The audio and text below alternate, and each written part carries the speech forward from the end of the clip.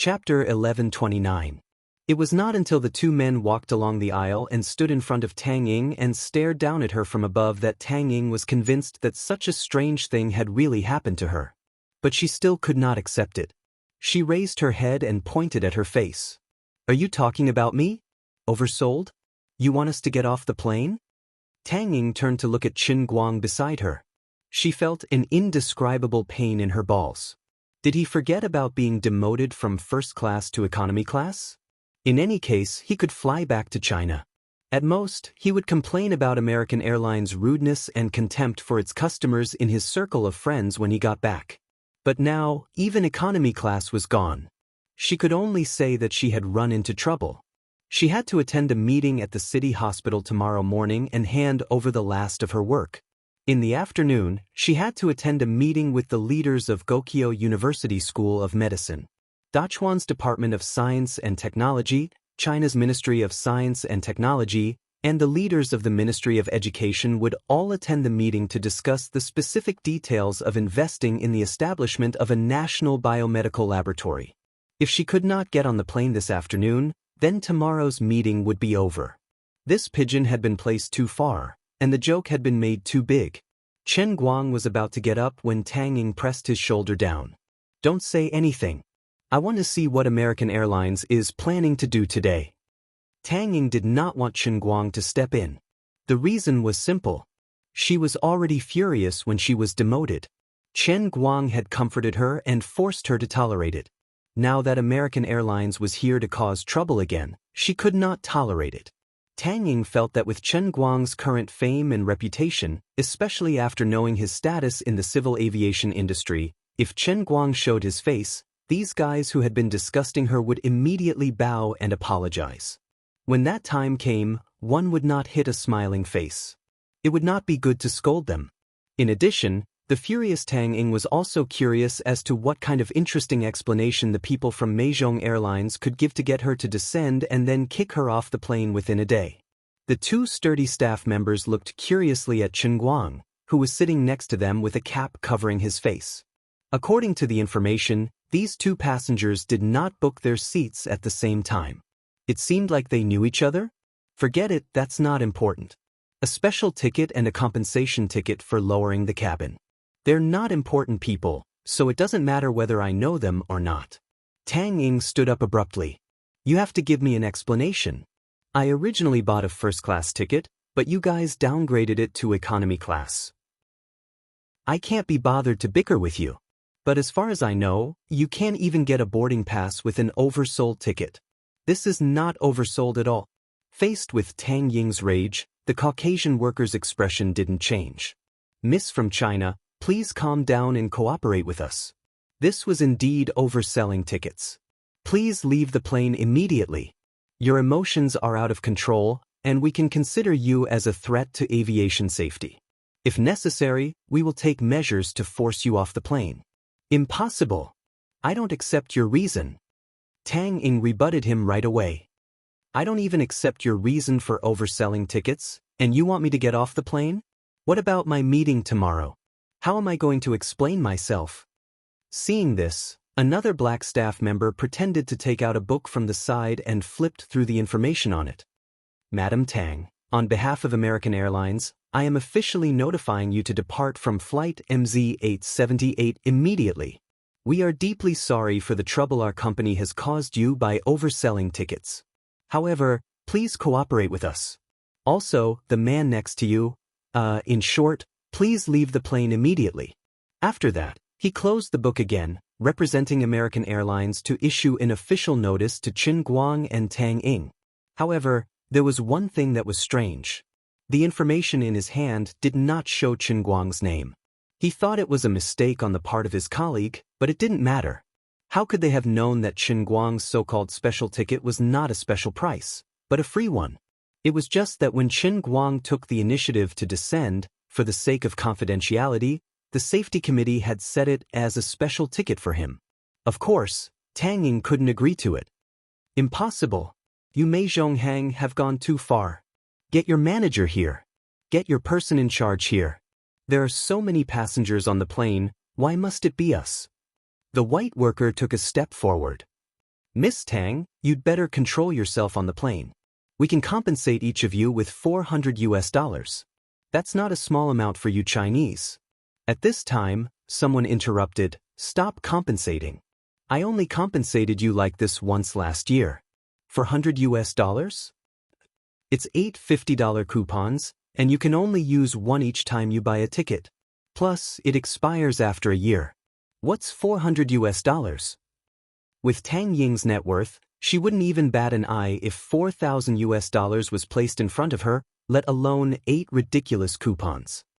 Impossible, I won't accept your compensation. Whoever wants it can go. We're not getting off the plane anyway. Tang Ying waved her hand and firmly refused. The faces of the 2 staff members gradually darkened. The white man clenched his fists tightly. Tang Ying wasn't afraid at all. Chen Guang was right behind her. Tang Ying knew how capable this kid was. She was sure that if this white man dared to throw a punch, he would be the one flying. The black worker pulled his colleague back a little. Miss Tang, I'll remind you for the last time. If you don't cooperate with us, you will be listed as an unwelcome guest by American Airlines. In addition, we will also submit your name to the Aviation Association. Also, as a Chinese national, you will be restricted from entering the country. Do you understand what I mean? I'm afraid you won't be able to come to America in the future. The white worker also suppressed his anger. That's right. Also, there are indeed many passengers in the cabin. We're very sorry about the overbooking, but the selection of passengers will be randomly selected by our system. Everyone can be selected. This is very fair for all passengers. You see, we need a total of 4 passengers to get off the plane. Apart from the 2 of you, there are 2 more passengers. At this time, the other passengers on the plane seemed to be a little impatient. They all began to chime in one after another. That's right. The airline company won't mess around. Hurry up and get off the plane. Don't waste everyone's time. It's all your own bad luck. You guys were selected. What else is there to say? If I was the one who was selected, we would have left the plane on our own. This is a plane, not a car at home.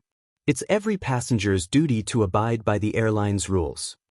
Most of the people who were making sarcastic remarks were seemingly warm-hearted, but in fact, they were very selfish international friends. There were also some Chinese people on the plane, but they didn't say much. Seeing their compatriots in trouble, they were also quite unhappy. There are 2 more people? Randomly selected? Tang Ying frowned. She didn't believe the explanation of the 2 workers at all. She and Chen Guang booked their tickets separately. Moreover, Chen Guang had just descended from the cabin. In the end, they were picked out together. If it was purely random, it would be a small event with a probability of 1% multiplied by 1%. One could win 5 million in the lottery. The white worker nodded coldly. Of course it's random. It's very fair. After that, he stretched his neck and shouted, Mr. Tao in seat D of the 9th row, Ms. Luo in seat E, please cooperate. Due to overbooking, you also need to leave the plane. Then he turned to look at Tang Ying. Ms. Tang, as you can see, there are a total of 4 passengers. They have been selected fairly by our American Airlines system. Now, I'm issuing a final ultimatum. You must leave flight MZ-878 immediately. Otherwise, we will take forced relocation measures. Your immature behavior is very troubling to us. Tang Ying almost laughed out loud. She was stunned. There were more than 200 passengers in the cabin, and less than a fifth of them were Asian. Was there something wrong with the machine? Just from the names, it was obvious that the other 2 unlucky people were also Chinese. All 4 of them were randomly selected. This guy was actually bragging about how fair and open their system was without batting an eyelid. Chen Guang, who was sitting next to her, was also stunned. He had always thought that the thickness of his skin could be ranked in the top 10 in the world. Now he realized how naive he was. There was always someone better than him out there. One could not underestimate the heroes of the world.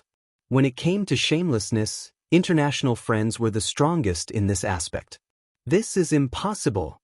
I want to contact my lawyer. Don't try to fool me with your overbooking and random system. Dream on. On the other side, the black staff was approaching the other 2 overbooked passengers, but Tang Ying slumped down. The white worker looked down at Tang Ying coldly. He was not in a hurry to make a move. Instead, he sneered and turned his head to walk further inside. On the other side, the two passengers who were also overbooked started arguing. Obviously, only white and black people would believe in the so-called fairness of the American airline system. No one was willing to be refused. It seems that our work today is not going well. Both groups of people refused to get off the plane. The two workers could not help but be particularly angry. I'll give you 5 more minutes to think about it. After that, you will be relocated. Whether you accept it or not, Pierce, let's go. The white man waved his hand. He was not in a hurry to make a move. Now you know what they're trying to do, right? Chen Guang quietly adjusted his hat. If you had asked me to step in earlier, this wouldn't have happened. Tang Ying was still angry. It's fine. It's the same even if you step in now. Chen Guang shook his head. I just looked it up online and found something very interesting. What is it? Chinese people have been overbooked for many years. You know what I mean. Chen Guang lowered his hat and grinned. If I didn't know about it, it would have been fine. But since I've seen it, I feel that since I've become quite famous in America recently, I might as well make a bigger deal out of it. Tang Ying asked, You want to do something for the Chinese people? Chen Guang shrugged. I'm not that great. It's just one thing. How much can I do? It's nothing more than to make them suffer a little, lest they think that yellow people are easy to bully. They've pissed us off and we don't like them either. Let's teach them a lesson. As he spoke, Chen Guang took out a pair of sunglasses and a mask from his bag and put them on his face. Things might get out of hand later. You don't have to step in. I'll do it. Chen Guang did not intend to make a big deal out of it. He thought that he could settle the whole thing with a phone call. Regardless of whether American Airlines was really overbooked or whether they really had to disembark the plane, if Chen Guang called the International Civil Aviation Association, there was no way they could not even get a seat. Even if someone really had to disembark the plane, it would not be him and Tang Ying. However, it happened right in front of him. The so-called fair and impartial random selection turned out to be people with the same skin color as him. He could not tolerate that. Chen Guang thought about the hardships he had faced since he came to America. Just because he was from China and was Chinese, how much resistance did he have to face from the start? If it were not for his nationality, if it were not for the fact that he was from China, how could the process of getting an Oscar be so difficult? Perhaps he would have been recognized by the world long ago if he had not even used half of what he had done. Although the compensation offered by President Fred and the others was impressive, it was still Chen Guang's ability that had thoroughly convinced them. Chen Guang's performance was simply too perfect, to the point of being impeccable. However, before that, their resistance and rejection had made Chen Guang's life very difficult. If Chen Guang's abilities were just a little bit weaker, if he showed even the slightest flaw to others, it was very likely that his Oscar would go down the drain. At the end of the day, it was still because the Wuxia people lacked the right to speak in America, or even in the world. They were not valued and trusted. Even other colored people might not be able to compare. Talking about today's oversale, it was even more obvious. American Airlines was clearly targeting Asians, especially the Wuxia people. Especially now, there were still cold remarks coming from all directions. Most of them were saying that the Wuxia people did not follow the rules, were barbaric, and were wasting everyone's time. Chen Guang only sneered in his heart. Whatever you say, don't even think about flying today. Sigh, since you want to do something big, then we probably can't fly today, right? Too bad my meeting tomorrow. Chen Guang comforted him. It's okay, we can fly today. I promise you'll be able to step on our country's soil before 9 tomorrow morning, okay? That's not possible, right? Chen Guang shrugged. American Airlines isn't the only company that flies to Wujing. We'll pay for a jet from another company, it'll be the same. Chen Guang? Tang Ying number 1. Let's stop flattering each other. Yo, you're back again, and you even got help. As Tang Ying spoke, he looked up and saw a large group of people walking in from the aisle. In addition to the two guys just now, there were several uniformed people with guns. The staff of American Airlines directly called the airport police. It seemed that they were really going to take the so-called forced relocation measures. Passengers, please exercise restraint and do not record. Now, we will begin to take coercive measures against illegal passengers who do not cooperate. The Caucasian staff was more confident because he had someone behind him. He took the lead and spoke loudly. After he finished speaking, he picked up the walkie-talkie and said, "Mr. Schultz, I'm starting here." "Good, you've done a great job. We should teach these uncooperative, immature, and irrational passengers a lesson." Schultz, the general manager of American Airlines, who was in charge of Los Angeles airport affairs, said so. This young second-generation heir had recently taken over American Airlines business in Los Angeles under the arrangement of his father, who was a senior executive of American Airlines. He was planning to do something to build prestige among the staff, and he felt that this was a good opportunity. Several tall and strong police officers approached quickly, and many passengers who were watching the fun raised their phones. Not many people were so obedient as to stop recording just like that. Chen Guang finally stood up and moved away from Tang Ying to stand in the aisle. He adjusted his sunglasses and adjusted his mask. "I sincerely hope that after today, you will remember something." Chapter 11:30. The Caucasian officer felt that something was wrong. The Chinese woman, who seemed to be very difficult to deal with just now, was now sitting quietly in her chair. But the man in the cap, who had been silently pretending to be dead, suddenly stood up. What was even more strange was that the man was wearing sunglasses and a mask, as if he couldn't see the light of day and was acting sneakily. It's ridiculous. Pretending to be a star, as if he's afraid of being recognized. Where do you think you are? Maybe you're really a big shot in China, or maybe you're really famous, but this is the United States. No one will give you any face. The man didn't think that Chen Guang was a dangerous person.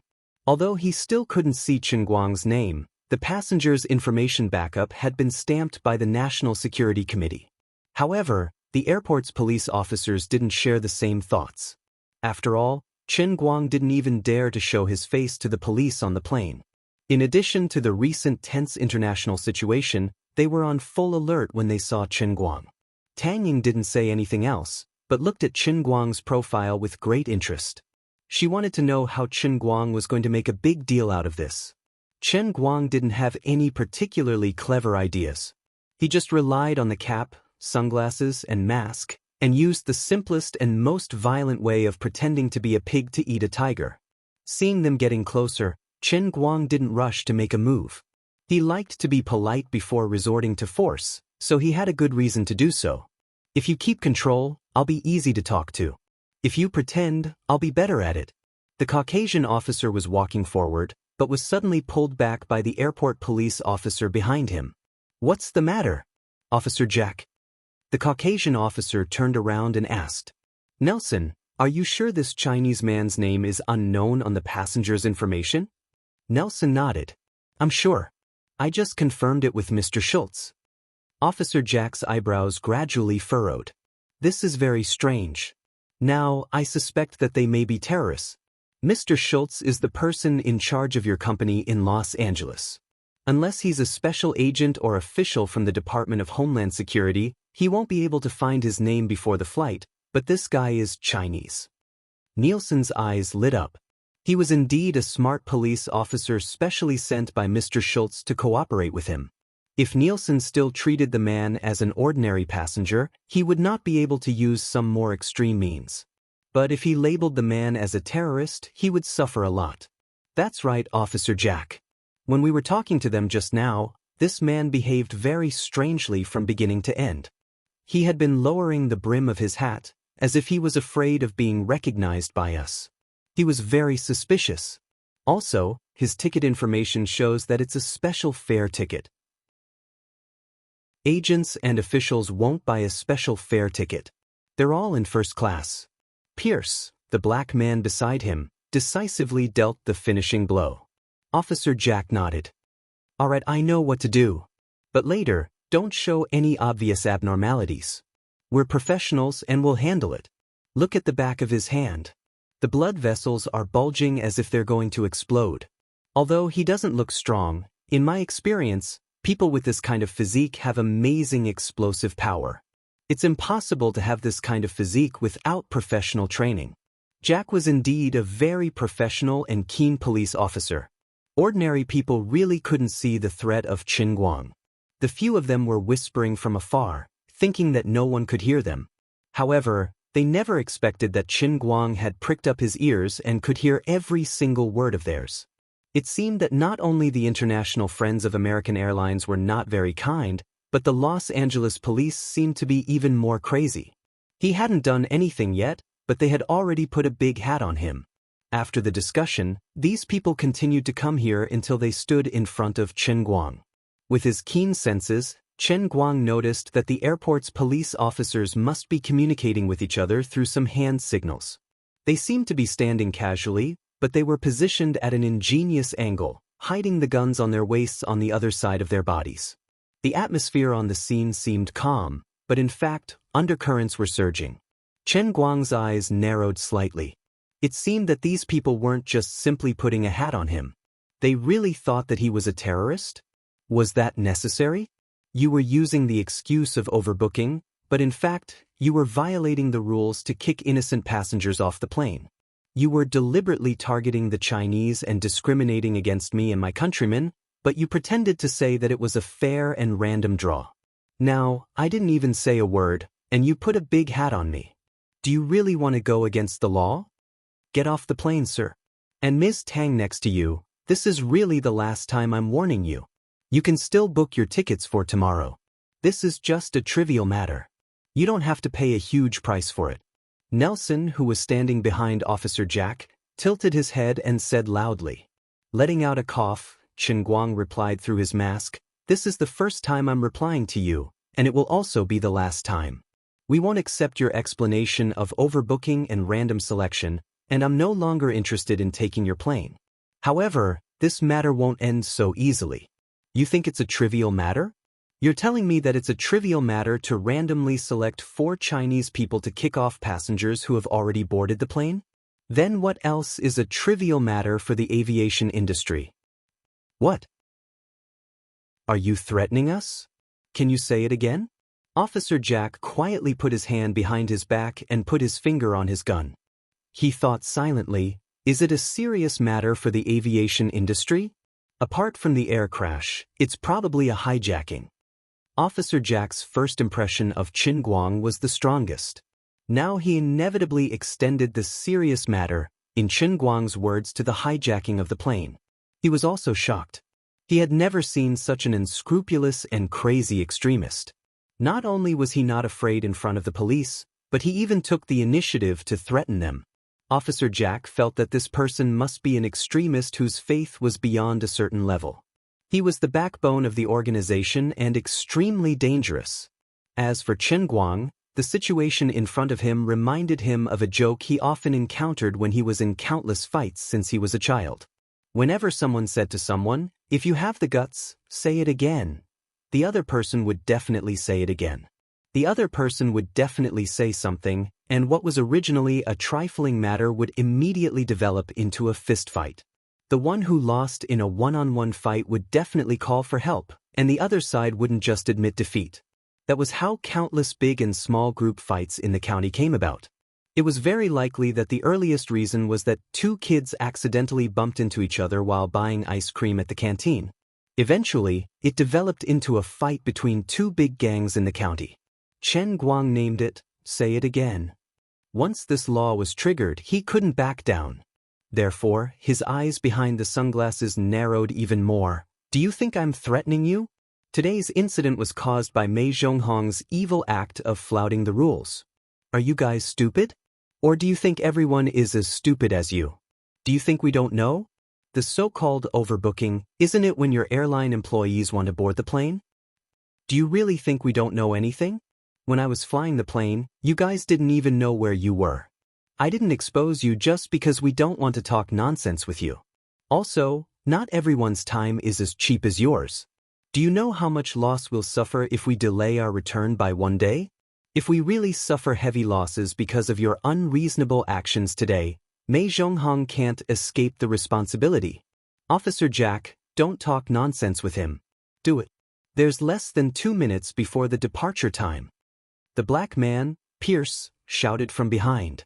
Officer Jack's eyes flickered, and the other 2 police officers standing beside him reached out their hands to grab Chen Guang's arm. As for Officer Jack himself, he still had his body turned sideways, but his fist was already raised, aiming directly at Chen Guang's face. Either do not make a move or do it ruthlessly. This was the American police's routine when dealing with suspected extremists, to prevent all dangers before they happen. However, Chen Guang's expression did not change. He reached out his hand and slapped away the 2 men's hands. You guys started it first, so don't blame me for what happens next. 2 loud bangs were heard, and the 2 police officers who reached out to grab Chen Guang's fists were slapped away as they screamed in pain. On the other side, before Chen Guang's voice died away, his hand that was still stretched out grabbed Officer Jack's fist, twisted it, and pushed it backward.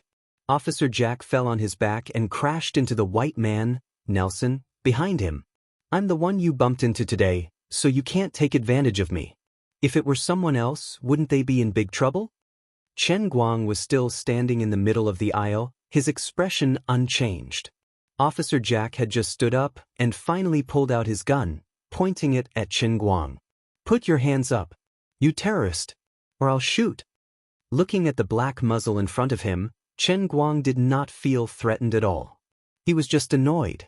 He was just taking a plane. Why did he have to cause so much trouble? Do you think I'm Hello Kitty if I don't show my power? Why don't you try shooting? As he spoke, he took a step forward toward the muzzle. Officer Jack saw this and quickly retreated. He was afraid that Chen Guang would take the gun, and he did not expect this mysterious man to be so arrogant in front of a gun. Even Tang Ying, who was behind him, became nervous and stood up abruptly. Chen Guang, don't be too impulsive. She shouted in Chinese, but Chen Guang made an okay gesture without turning his head, and said, It's okay, their toy guns can't hurt me.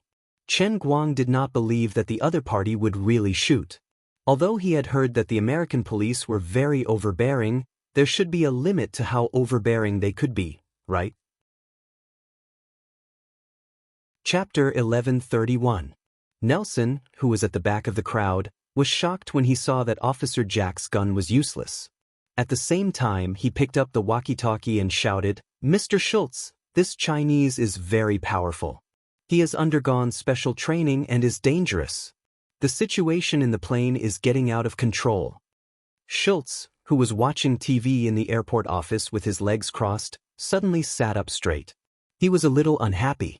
It was just a temporary vacation for 4 American Airlines employees to travel to China, but they had caused so much trouble.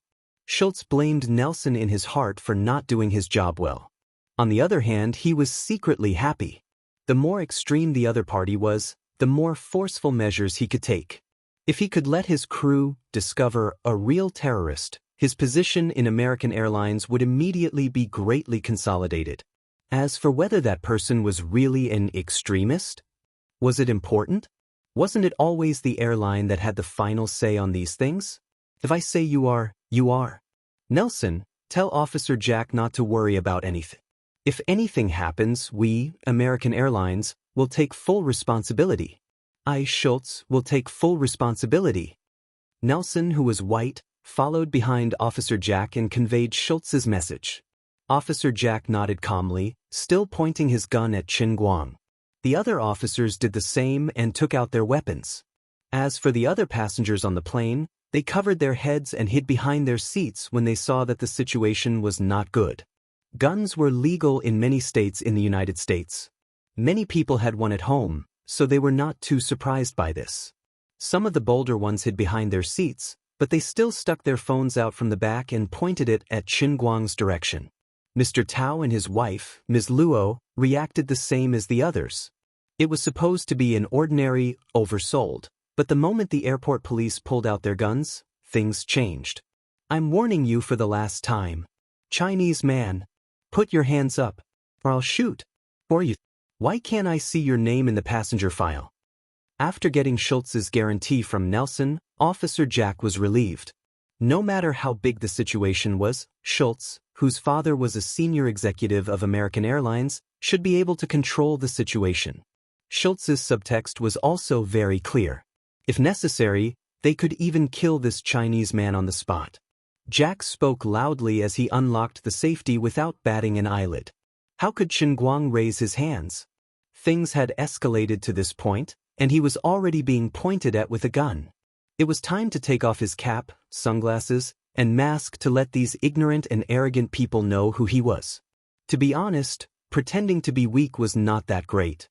It was a pity that a small matter had escalated to this point. Although he didn't suffer any substantial damage, his mood was still a little unhappy. Regardless of whether the gun was a threat or not, no matter who it was that was pointing it at them, they would not be happy. However, Chen Guang did not feel that his actions were meaningless. After all, he had to blow this matter up and make use of the influence of this matter to make American Airlines pay a painful price. It was akin to killing the chicken to warn the monkey. However, Chen Guang did not think that what he did was meaningless.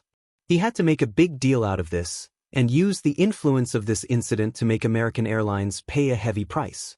This was only one of the aspects, but being able to see the big picture from the small would have a considerable degree of positive help in improving the status of the Chinese people in the world.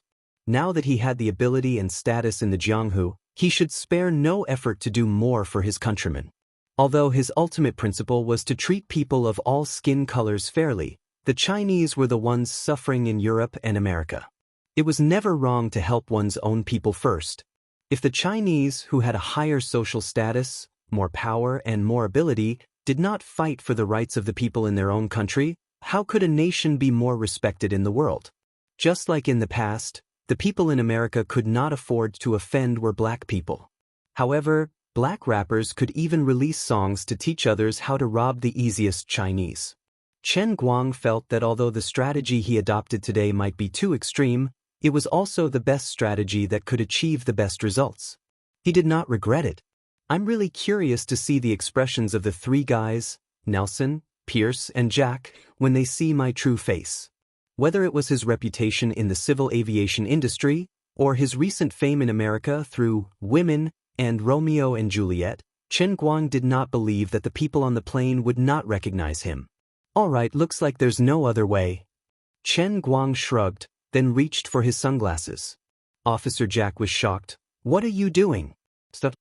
He was really nervous. Chen Guang's hand was suspended in midair. I'm going to take off my sunglasses and mask. Don't you want to know who I am? Unexpectedly, Officer Jack said again, we don't need to know who you are now. You just need to raise your hands immediately. Hearing those words, Chen Guang fell into silence. With so many people watching and so many cameras around, Chen Guang's gun was a toy in his eyes. He couldn't afford to lose face like this. He could not raise his hands, absolutely could not. Chen Guang did not care about him, but still reached for his sunglasses. At this moment, a male flight attendant who had quietly sneaked behind Chen Guang suddenly pounced on him from behind and punched at the back of Chen Guang's head. The sound of wind came from behind. Chen Guang's ears twitched and he knew what was happening behind him. He bent his waist and avoided the guy's sneak attack with his head. Then, Chen Guang bent his right leg from behind, and with a golden hook fishing for the moon, he kicked the male flight attendant's abdomen from the bottom up. What are you doing? Don't mess around. Officer Jack did not expect that the male flight attendant would be so bold to sneak attack Chen Guang, and he shouted. Just now, Chen Guang's simple movement repelled the three of them in an instant. Officer Jack knew that it was impossible to subdue this mysterious man with ordinary close combat. Although he shouted so, he still held the gun in his hands and pointed it straight ahead. However, because Chen Guang had already attached himself to the body, Officer Jack's muzzle was now pointed at the male flight attendant behind Chen Guang. Bang! At this critical moment, the Glock 18 in Officer Jack's hand, which had been in service for more than 10 years, accidentally discharged. After he opened the safety, he did not pull the trigger, but directly fired. The loud sound rang through the cabin, and the timid female passengers screamed. The two staff members, Nelson and Pierce, trembled fiercely and subconsciously wanted to hide to the side. As for Officer Jack himself and the other airport police officers behind him, their minds went blank for a short while. Officer Jack's heart was like dead ashes. In fact, he did not really want to shoot. At least, before this Wuxia man showed further aggressive behavior, he could not easily shoot. But he did not expect that the Glock, which was famous for its stability, would accidentally discharge at this time.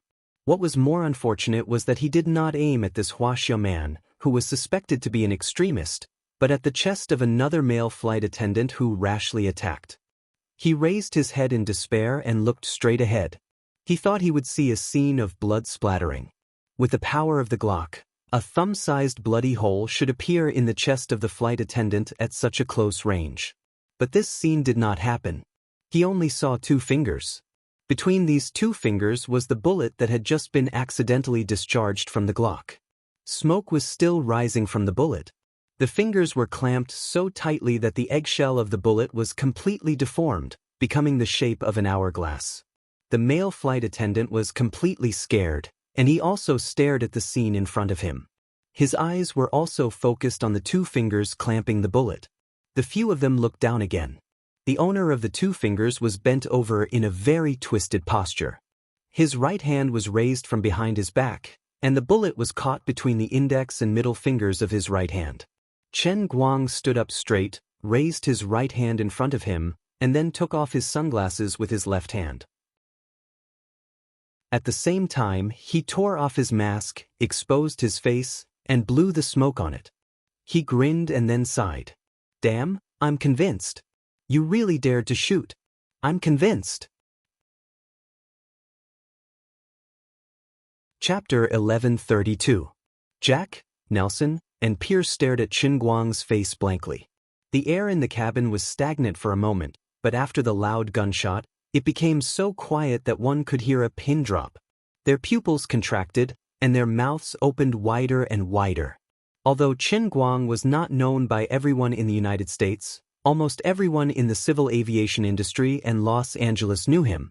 His posters were still hanging on countless downtown streets in Los Angeles, and even the billboards outside the airport halls had his face on them. Jack and the other officers had even gone to the cinema with their families on vacation yesterday, contributing to the box office of Women. In addition, the personal stories of the winners of the Hero Medal, as well as the improved pilot's operation manual compiled by Chen Guang himself, were still compulsory courses for every civil aviation staff. Not long ago, after the big shots of the civil aviation industry attended the premiere of Chen Guang's movie, the civil aviation industry launched a new round of learning activities in the company to coordinate with the release of Women and to help Chen Guang promote the movie. The so-called learning activities, on the one hand, emphasized the importance of the new operation manual, and on the other hand, emphasized Chen Guang's contributions to the aviation industry, and hoped that the employees would take the initiative to support the real hero of the aviation industry in their spare time. At this moment, Jack was still holding his Glock, and the situation was very awkward and stiff. Mr. Chen? Jack swallowed his saliva and asked in a trembling voice. After a brief moment of confusion, Nelson and Pierce began to step back silently. Oh no, this time it was really terrible. They randomly picked 2 Wuxia people and thought they were easy to bully, so they tried to oversell their cars, but they ended up bumping into the hero of the aviation industry, Chen Guang. Unfortunately, they didn't understand the Wuxia language, or they would have shouted, "The flood has broken the temple of the Dragon King." "Mr. Chen, I'm sorry, we didn't expect it to be you." Nelson braced himself to stand out and apologize. No wonder he couldn't find any information on Chen Guang before. No wonder the security committee gave him a super-secret identification stamp. This had nothing to do with whether or not the extremists were hiding their identities. It was simply because the level of the Hero Medal recipient, Chen Guang, was too high. It wasn't something that he, or even Mr. Schultz, could easily access. Thinking of his and Pierce's previous attitude towards Chen Guang, and the fact that Jack pointed a gun at Chen Guang, Nelson carefully looked at Chen Guang's expression. He always felt that things might develop in an irreversible direction. If they were dealing with ordinary people, the powerful aviation association wouldn't be afraid of anyone, even if it was Warren Buffett or Bill Gates, although the probability of that happening was not high. But Nielsen knew that the Aviation Association would not easily bow down to anyone. They would even unite to become the strong support of American Airlines. But this time, in a sense, they were on the same side as the Aviation Association. They were the hero medal holders who had countless fans within the association and were highly respected by many of the association's powerful people. The hero medal was a very high honor, even more noble than the Oscars in the film industry and the Hall of Fame in the NBA. It's over, it's all over. Chen Guang first glared at Jack. Do you still want to point a gun at me? What, do you want to misfire again? Jack and the others hurried to clean up. The frightened male flight attendant behind Chen Guang said in an incredulous tone, I'm still alive? That's right, you're still alive. Chen Guang turned around. The male flight attendant first looked up at Chen Guang for a few seconds, and then quickly reacted like everyone else. My God, my God. Don't talk nonsense. Get out of the way. You make me very unhappy. I'm afraid you may die if I punch you. At this time, Chen Guang was full of anger. Obviously, he would not be so easy to talk to. Although these people's attitude changed 180 degrees after being recognized, it did not help. He had been provoked, and it would not be so easy to deal with it. Then he looked back at Jack and Nelson and the others. Come on, it's already like this. I don't care what you think of this matter today, but your rude behavior has greatly troubled me. As I said just now, I will not let it go. If you are afraid of my revenge, Jack, why don't you try to shoot me again? Let's see if you can kill me. Jack shook his head violently. How is this possible? I know it's you, Mr. Chen. How can I? Slap. Before he finished his words, Chen Guang slapped him hard in the face. So if it's not me, but another Huaxia person, you can shoot at will because of your inexplicable speculation? Can we Huaxia people be slaughtered on the land of the United States? I have a lot to say, but I'm not interested in talking nonsense with you now. Let's talk in court. After Chen Guang finished speaking, he got up and looked at the other passengers on the plane indifferently. At this time, he looked around and saw cell phone cameras everywhere. Someone had probably sent the video out. But he didn't care. He shrugged. Just now, when we were about to be forcibly relocated, no one in your oily land was willing to stand up for us. Now, I can only apologize. Before this matter is resolved, Flight MZ-878 won't be able to take off smoothly. Congratulations, you're all overbooked. That's right, everyone on this plane is overbooked. When Chen Guang mentioned the word oversold, he intentionally emphasized on his tone to make it seem like he was mocking Su Tao. Nelson's face changed dramatically. Of course, he understood what Chen Guang said. The idea of dealing with this matter privately in his mind was instantly dispelled. After that, Chen Guang no longer paid any attention to them and sat back down before he gave a call to China Airlines. 2 minutes later, he nodded with satisfaction. His own people were awesome. He got a private plane that belonged to him and could take off at any time. Officer Jack, who had been observing him and did not dare to leave, was a little relieved. Since Chen Guang had the intention to leave, it seemed that this matter could be over. But immediately Chen Guang made another call in front of them. This time, he called Pizarro of Baker Law Firm. This was the territory of foreigners. Although Chen Guang wanted to make trouble, he did not intend to completely break the rules. Mr. Pizarro, that's all about the oversold matter. But I have another situation. As a lawful citizen who abides by the law, I was pointed at my head with a gun, and the gun was fired, almost killing me. How can I sue the other party in this situation? However, Chen Guang's words to Pizarro nearly made Nelson and the rest want to bang their heads against the wall.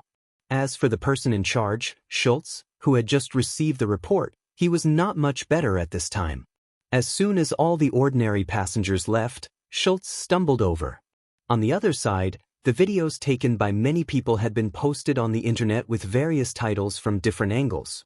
Chen Guang, the world's first performing artist, the world's first XX, and the winner of the Global Civil Aviation Hero Medal, encountered the so-called oversold in Los Angeles and was pointed at his head by the Los Angeles Airport Police. Furthermore, the gun had actually fired. However, he was not injured, and the male flight attendant who tried to sneak attack him did not die, Because he caught the bullet with his fingers. Every factor in this was enough to become a breaking point, especially the last one. It took less than 20 minutes for these videos to appear on the internet and sweep across the entire social network. Because of this, countless people felt that they were bound by a common enemy, and they began to complain tearfully about American Airlines, a company with a notorious track record. At the same time, there were more people who accused the Los Angeles airport police, who had obviously been bribed by violence. Of course, the most unacceptable scene was the scene where Chen Guang caught the bullet with 2 fingers. Although this kind of thing was as common as eating and drinking soup in the eyes of people in Wuxia who knew Chen Guang, it was simply unbelievable in the eyes of ordinary Americans. They even felt that this was a movie. But this was not a movie, it was the news that was happening in Los Angeles airport. This was a reality, not a movie. The explosion of public opinion in turn caused great pressure on American Airlines. Schultz, who was directly responsible for this matter, was dismissed on the spot. Even his father, who was also a senior executive of American Airlines, could not save him. Apart from that, Schultz was also ordered to apologize to Chen Guang, and now he came here in grievance. Mr. Chen, Schultz, who was about 1.8 meters tall and had a very strong body, stood in front of Chen Guang, but he was as shy as a child of a few years old. However, Chen Guang clearly heard the words he said through the walkie-talkie. Your name is Schultz, right? You said you can take full responsibility, right? Then why don't you take responsibility for me again? Come on, let me see how you plan to take responsibility for this matter. How does American Airlines plan to take responsibility for this matter? You must give me an explanation. If the person you met today was not me, but an ordinary Wuxia person, he should have died under your gun, right? Then what kind of title are you going to give to the deceased? Extremists? It was obvious that Chen Guang had no intention of negotiating with Schultz at all. After scolding this person, he asked him to leave. Just like what your American logic says, if an apology is useful, what's the point of having the police? When you asked someone to point a gun at me, you didn't expect to be struck by lightning instead of showing off, did you? Are you afraid now? Do you regret it? It's too late. Chapter 1133. After a while, the crew of MZ-878 came, but at the sight of Chen Guang's gloomy face, they didn't dare to say anything and ran away. Nelson, Pierce, and Jack, the culprits, didn't dare to leave the plane. Instead, they waited in the aisle of the cabin, waiting for their punishment. I think it's enough.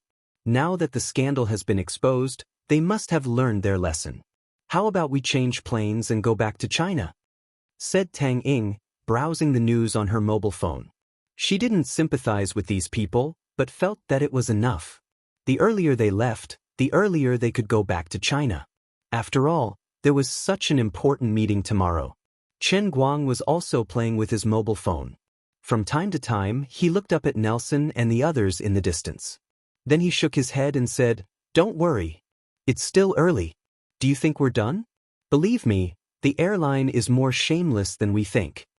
After waiting for about half an hour, Mr. Donder, the representative of Baker and Associates in Los Angeles, a well-known lawyer who was on par with Pizarro and was known as one of the top 10 lawyers in U.S. aviation cases, came with 2 assistants and a briefcase under his armpit.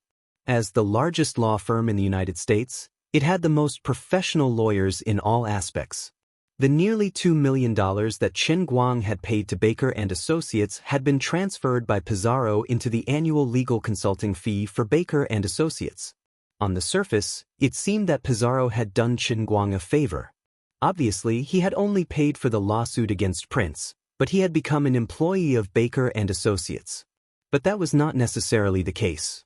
Next year, if Chen Guang still wanted to enjoy the legal services provided by Baker and Associates, he would have to continue to pay the fees. He would sacrifice his short-term interests, but he could get long-term benefits from Chen Guang. Pizarro, the lawyer, had a considerable degree of autonomy. He believed that he was a good judge of character and knew Chen Guang's character. For these new tycoons, in the words of the Wuxia people, they were loyal.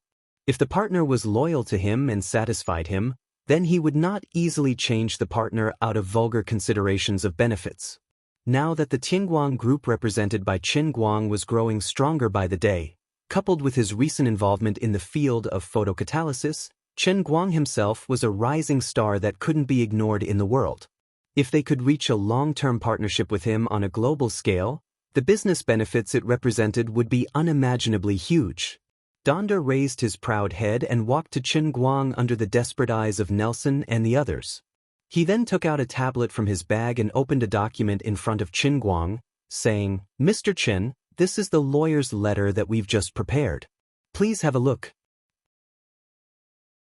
Qin Guang glanced around and was very satisfied with the professionalism of the Baker law firm. In this brief lawyer's letter, American Airlines' bad attitude and illegal practices in this overselling incident were concisely and comprehensively explained in detail. The letter started from the authenticity of the overbooking to the reasonableness of forcing the passengers who had already boarded the plane to get off, and then to the so-called random drawing, which turned out to be 4 Chinese people. There might even be some under-the-table operation. The Baker law firm believed that American Airlines' behavior was suspected of racial discrimination. Moreover, after being opposed and boycotted by the passengers, the coercive measures taken by American Airlines and the Los Angeles Airport Police were also very problematic. They framed the important passengers who had been certified by the safety committee as extremists, pulled out a gun in public, and even fired. No matter what they had fired, now the bullet was still in the hands of the victim, Qin Guang. The evidence was conclusive and irrefutable. As Qin Guang waved his hand, Donder called the headquarters on the spot. Within 5 minutes at most, this lawyer's letter would appear in front of the senior management of American Airlines and the news media. What's more, Donder asked his assistant to take out a high-definition video camera from behind and directly record the video in the cabin in front of Qin Guang, preparing to use it as an online press conference. When Qin Guang contacted them before, he had made it very clear that he had to leave today, so he had no time to hold another press conference. However, it was just right to hold it here. The press conference only lasted for less than 10 minutes before Donder announced the end with a very meaningful smile. This matter will not end so easily. He was one of the best aviation litigation lawyers on the earth. This time, American Airlines and the Los Angeles Airport Police were completely unable to stand on their feet, so he could win the case without lying on the ground. According to the contract signed between the firm and Qin Guang, this kind of lawsuit was like lying on the ground and getting money. How could he not be happy? Nielsen and the others, who had been watching the scene in a daze, almost wanted to die. This time, they had really kicked an iron plate, and it was a very hard iron plate. He was just like an iron hedgehog. As soon as the video of the press conference was sent out, the CEO of American Airlines finally called Qin Guang. "Mr. Qin, I've got the details. I apologize to you on behalf of American Airlines, and I'm willing to pay you a lot of compensation. Let's call it a day. What do you think?" The CEO's attitude was quite sincere. Qin Guang grinned, "You don't have to apologize to me personally, because I don't intend to forgive you at all." There was a moment of silence on the other side of the phone. Obviously, the Su didn't expect that Qin Guang would be so tough even though he was so sincere. "So what do you want, Mr. Qin?" Qin Guang thought for a moment and said, "You don't have to apologize to me alone. You should apologize to all the Chinese people who are being discriminated against by your company or have been discriminated against in the past. You should also publicly promise that this kind of thing will never happen again. Of course, Meizhong Airlines will have to pay the compensation." "Mr. Qin, I admit that you have made great contributions to the aviation industry, but don't you think you are asking too much? Don't you think you are being too aggressive? We will never apologize to any Chinese people for the overbooking incident. The interests of the employees in the aviation industry are above everything else. They put in a lot of hard work and should be respected.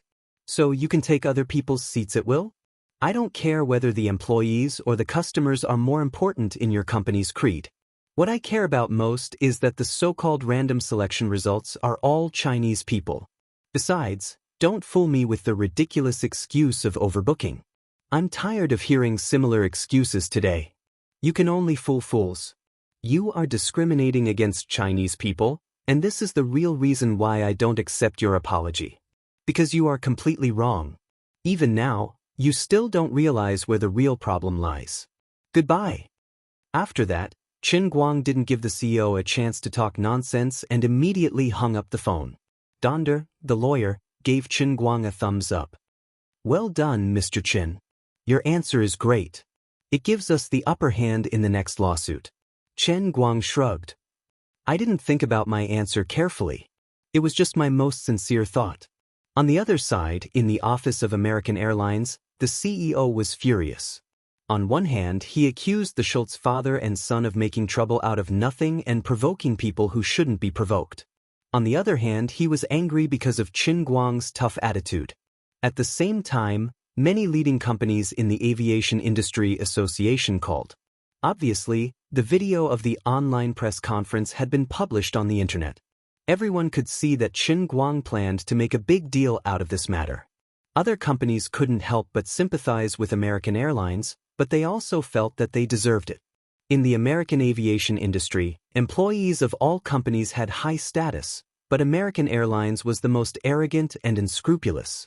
Their peers had already warned Mei Zhonghong, hoping that they would restrain themselves a little. However, Mei Zhonghong didn't take it seriously and continued to do as he pleased. He was even proud of it, so they could only say that they deserved it. Damn it. This is too much. The CEO hung up the sympathy phone call from others in the industry and turned around to see the public lawyer's letter and video press conference from Baker Law Firm on the internet. I won't give in so easily. 20 minutes later, he gave a public speech in the conference room of his company's headquarters. There weren't many media present, but for such a large company, it wasn't difficult to find some news mouthpieces. He made a clear statement to the public. Everything went according to Qin Guang's expectations. American Airlines refuted everything in the lawyer's letter. They refused to admit the truth about the oversale, nor did they admit that there was something fishy about the random selection. They only insisted that it was a small probability event, and it was just a coincidence. As for whether or not the law enforcement process was excessive, American Airlines didn't quibble because of the irrefutable witness and material evidence. They frankly admitted their mistake and expressed their willingness to publicly apologize and compensate to Qin Guang. But they firmly denied that there was any problem of illegal operation and discrimination in the whole incident. When Qin Guang and Tang Ying saw American Airlines reply, it was already 8 o'clock in the evening. At this moment, the two of them didn't sit in the cabin of MZ-878. Instead, they sat in the VIP lounge. Donder didn't leave. Instead, he stayed in this room with more assistants. They used this place as a temporary office. See, I knew it would be like this. Tang Ying couldn't help feeling a headache. This will become a protracted lawsuit. Even if you have the help of Baker Law Firm, it will definitely take a long time to collect evidence and argue in court. Discrimination is a very bad phenomenon. They won't admit it even if you beat them to death. Qin Guang smiled mysteriously. No, it's not troublesome at all. I can handle it today. Tang Ying was puzzled. Qin Guang craned his neck and looked at the direction of the door in the distance. The two culprits, Nelson and Pierce, were still waiting awkwardly with Schultz. American Airlines wouldn't give up trying to reach an understanding with Qin Guang through these three people until the last moment. As for Jack and his colleagues, they were temporarily relieved of their duties and detained. What awaited them was another lawsuit. They were suspected of several crimes such as duty-related crimes. Really, it's not troublesome at all. Qin Guang stood up. At the same time, he turned around and greeted Donder. Mr. Donder, please take your assistant and equipment. We're going to talk to Schultz, the head of American Airlines in Los Angeles. Donder was shocked. He thought Qin Guang was going to let go, which hurt him a lot. Mr. Qin, I don't recommend you to contact them again before the trial. There are many things to prepare in advance. To his surprise, Qin Guang shook his head. No need. Let's go and collect evidence now. It's very important. Qin Guang cast a meaningful glance at the haggard Schultz in the distance and licked his lips silently. My forced transaction. Well, it didn't cool down. But to make Schultz tell the truth, he didn't need to use such a high-level skill. Now he had a more energy-saving method. This was an inner strength technique that could search one's soul. It was one of the more than 400,000 martial arts techniques that he had mastered in the true martial land. He had integrated it into the true martial divine technique, but he could still use it. The name sounded domineering. Soul-snatching technique. In the real world, it wouldn't be as domineering as it was in the realm of true martial. It could completely control a person's mind. In the past, it was so weak that it could be ignored. It might not even be as good as a low-end hypnosis. But now that the power of the Holy Grail on Earth was getting stronger, Chen Guang didn't need to cultivate in the martial sage realm. He could naturally recover his strength along with the increasing power of the Holy Grail. The reason wasn't complicated. Cultivation in the realm of true martial relied on yin and yang qi. The power of the Holy Grail in the real world was far more original than yin and yang qi. Now that Chen Guang used this method to deal with Schultz, it was perfect. Mr. Schultz wasn't a tenacious person. Since the incident in the afternoon, he had been in a state of panic. Now Chen Guang planned to pretend to negotiate with him to make him lower his guard. Then he would knock down his guard and use the mind skill of an internal force master. Mr. Schultz, let's have a talk. Together with Donder, Chen Guang stood in front of Schultz with a smile, looking like a weasel paying respects to a chicken. Chapter 1134. Schultz didn't know that Chen Guang was up to no good. Instead, he was overjoyed. He felt that God had opened his eyes. Of course, he knew about the response from the headquarters. This was good news for him. Even though he had been fired, as long as he could get rid of the racial discrimination charge, it wouldn't affect his future. As for the truth about the overselling incident, that wasn't important. This was a well-known secret in the airline industry. American Airlines had been attacked more than once because of this incident, but it didn't cause much of a stir. In fact, in Schultz's eyes, Officer Jack's Glock misfiring wasn't a big deal.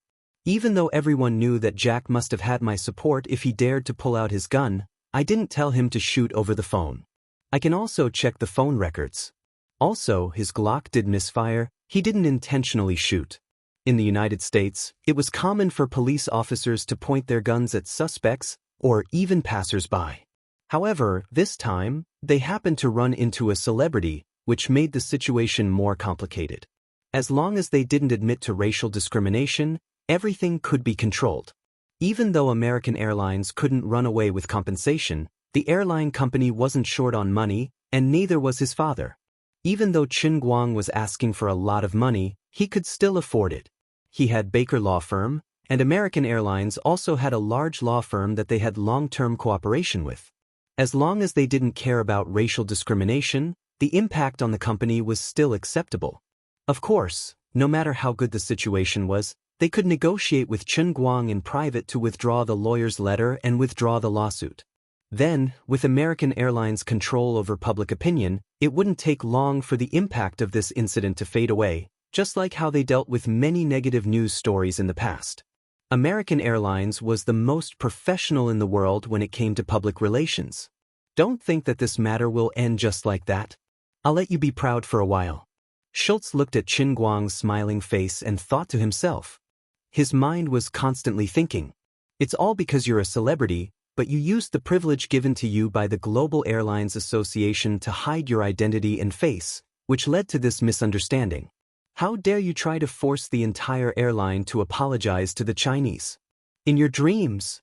After this incident is over, American Airlines will make you pay sooner or later. Really? Mr. Chen, it's great that you're willing to talk. I'm really sorry about what happened before. Regardless of what he was thinking, Schultz's apologetic expression was perfect. With his acting skills, how could he hide it from Chen Guang? However, Chen Guang would not expose him on the spot. He also had a smile on his face. That's right. Let's find a quiet place to talk. Okay, then do I need to call the others? For example, our company's lawyer? No need, no need. I'll call Donder. We don't need to talk too clearly. We just need to reach an agreement on some important points. Schultz thought to himself that Chen Guang's arrangement was right. What they were about to do next would be insider trading, and there was no need to let too many people know about it for the time being. Nielsen felt something was wrong. From Chen Guang's previous attitude, he had not sensed any sign of possible peace talks. But why did he suddenly change his mind? "Mr. Schultz, how about Pierce and I accompany you?" Nelson said tentatively. "CK off. You two get away from us. It's all your fault that we had such a big misunderstanding with Mr. Chen. If they could settle Chen Guang privately, it would be a great contribution to the company. How could Schultz share the credit with others?" Nielsen and Pierce were not stupid. Of course, they knew that Schultz wanted to leave the good deed to them. Even an idiot would know that if they didn't catch up now, Schultz would definitely use his father, who was a senior executive in the company, to play tricks and push all the blame onto them. "No, Mr. Schultz, we're also involved in this incident. We also want to apologize to Mr. Chen." Nielsen decisively followed Schultz. Rolling his eyes, Chen Guang stopped Schultz from flipping out and said, "All right, the two of you can come as well." With more people from Meizhong Airlines involved, the footage would be more convincing. About 10 minutes later, Nielsen and Pierce were scared out of their wits. They stared blankly at Schultz, who was telling them all kinds of things with a serious face. There was only one thought in their minds. "It's over. It's all over this time." Oversold? Come on, how could it be oversold? That's just an excuse we use to fool fools. Only fools will believe it. The entire North American airline industry knows that this is the conventional rule. Real oversold passengers can't even get on the plane. This time, it's just 4 American Airlines employees who decided to travel to Sichuan province of China. They seem to be planning to go to Zhezhegu in China. "Yes, Zhezhegu," Schultz said with delight under the dumbfounded gazes of the other two. But this was not the end. He changed the subject again. "This is not a very strange phenomenon in the entire airline industry. Our employees should be so noble, especially compared with the Chinese, who are like bugs. Of course we are nobler.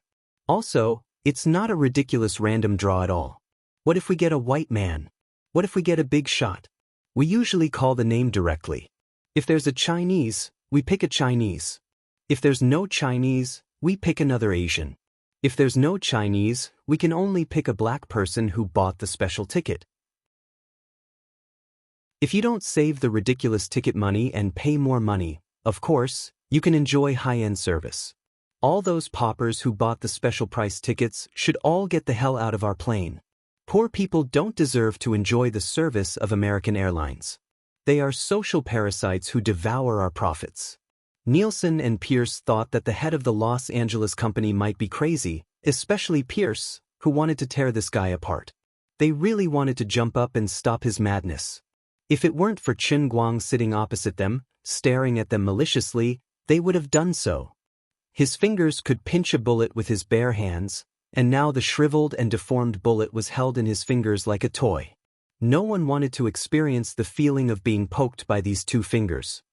"Mr. Schultz, isn't there a little problem with what you said?"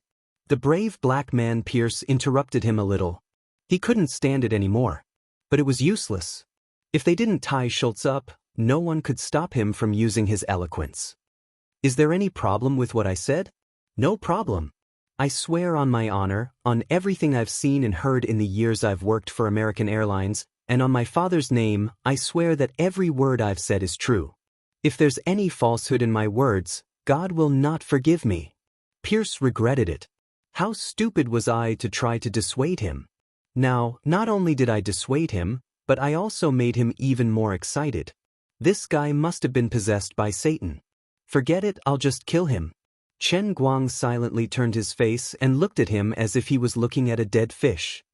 "Be quiet, young man, Pierce." The brawny black man, Pierce, gave up decisively.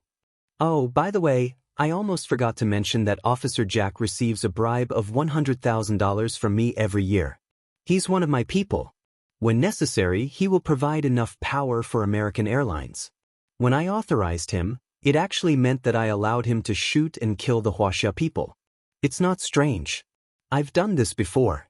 Killing some inferior human beings can help improve the quality of human beings."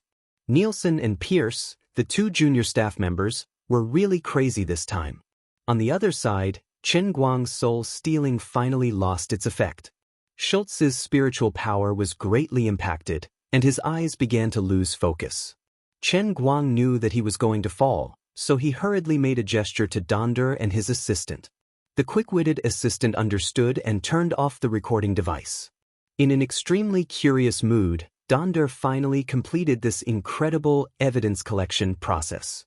As a white man, Donder could actually understand Schultz's mentality very well. It could even be said that many people in the United States had the same mentality as Schultz. However, no one had ever dared to voice out their thoughts, not even the people closest to them. This would make him a devil in others' hearts. Schultz's words represented the evilest side of a person's heart that should never be seen by others. On the other side, as Schultz slowly fell down, Chen Guang was not moved. He just turned around and asked Donder, "Is this evidence enough now?" Even though Donder was experienced and knowledgeable, he had never seen such a thing. After being stunned for a while, he recovered his wits and said, "Enough, far more than enough.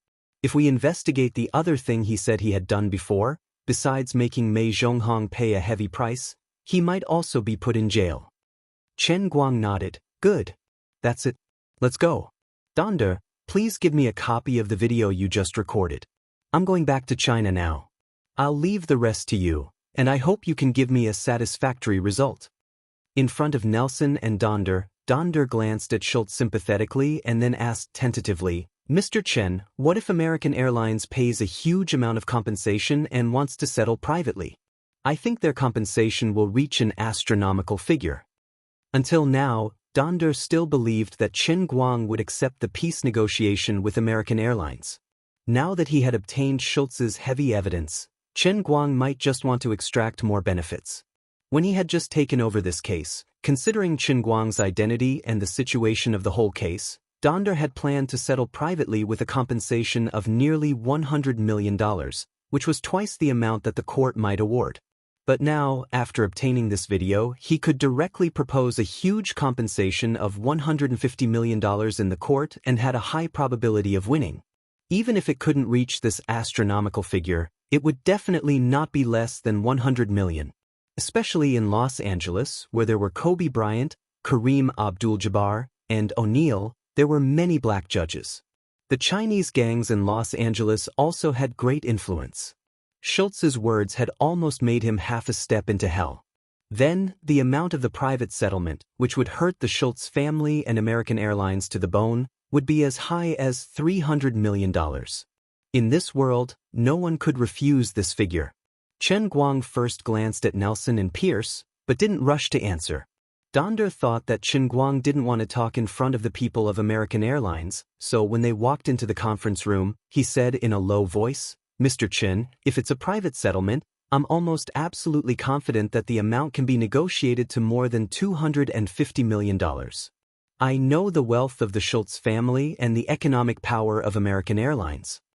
Unexpectedly, Chen Guang asked another question. "What if the court compensates? How much can it be?" If you really go to court, the damage to American Airlines' reputation will be beyond imagination. Their stock price will also plummet, and the Schultz family will hate your guts. In the end, the court's compensation should only be between $100 million and $150 million. If you don't settle, go to court. Chen Guang said straightforwardly. Lawyer Donder responded subconsciously, and then suddenly reacted, "What? No settlement?" Chen Guang nodded, "Yes, no settlement, go to court. But the compensation will be," Chen Guang waved his hand, "who doesn't love money? But the difference of more than $100 million is nothing to me. Compared to changing the world because of this incident, so that the Chinese can be treated more fairly, I'm willing to give up a single cent. Lawyer Donder, I have a belief in my heart, and this is the real reason why I invited you." "What?" "I want the racists to pay the real price. The more painful, the better.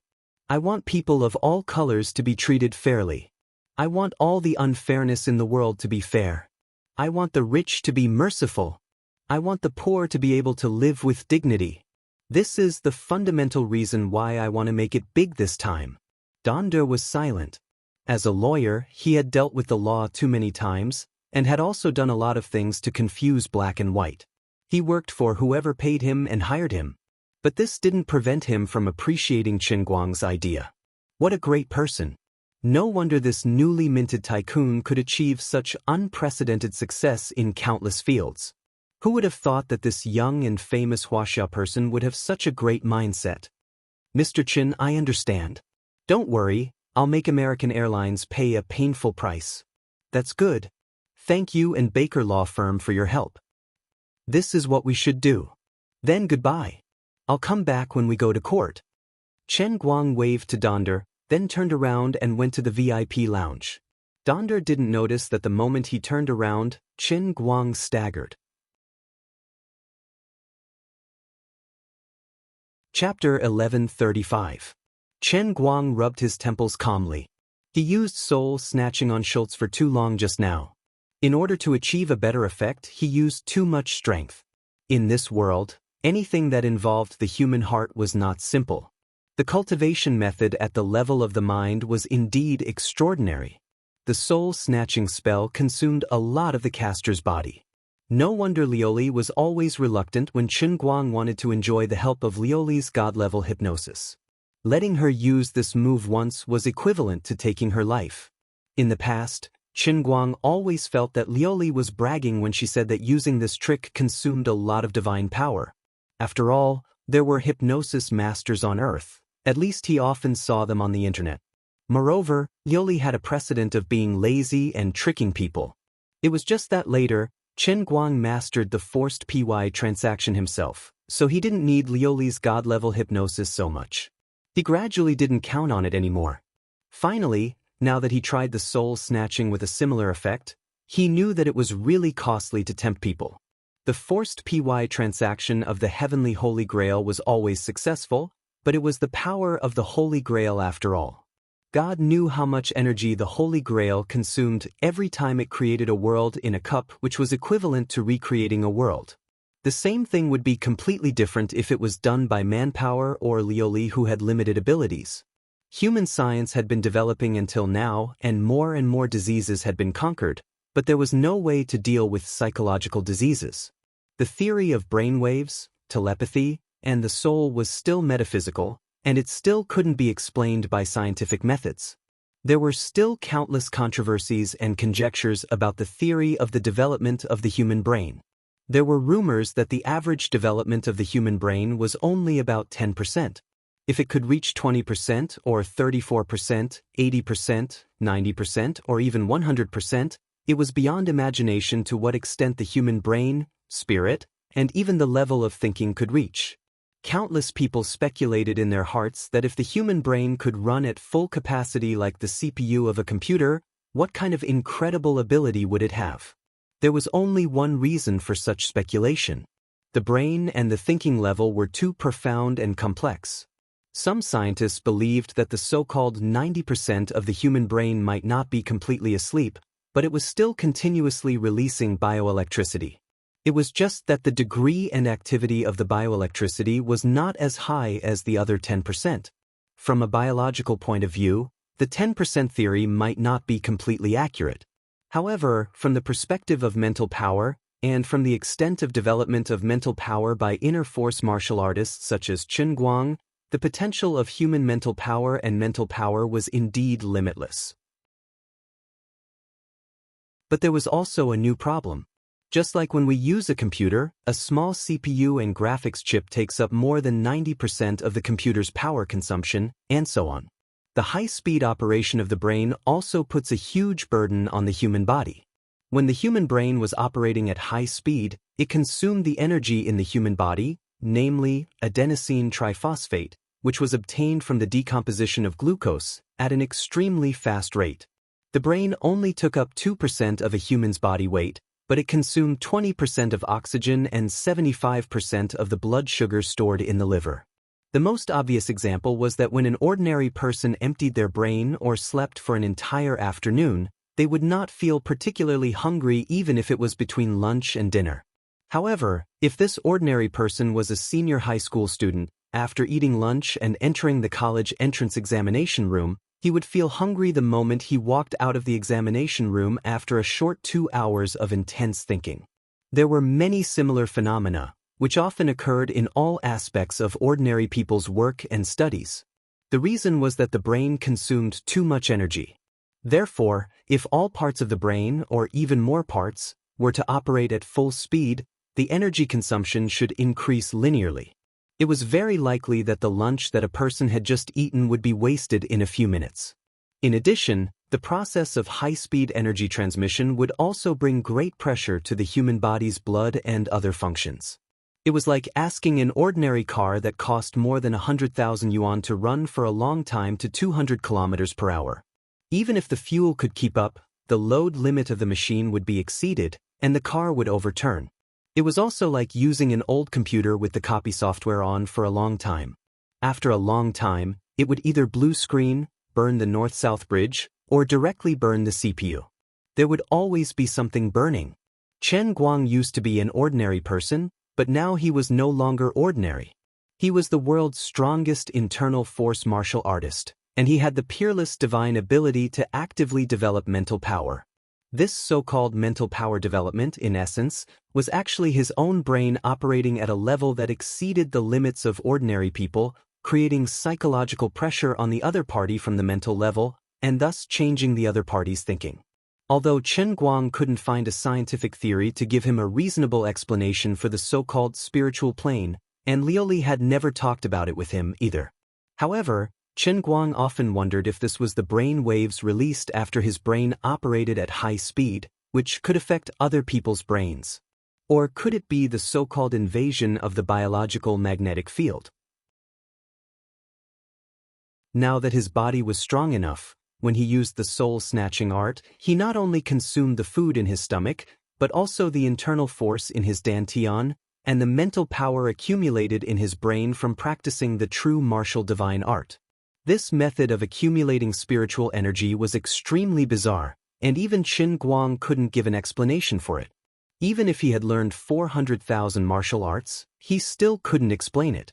He knew that these things were stored in his brain like seawater, and he could use them when needed, but he did not know the principle behind it, and could only treat himself as a rechargeable lithium battery.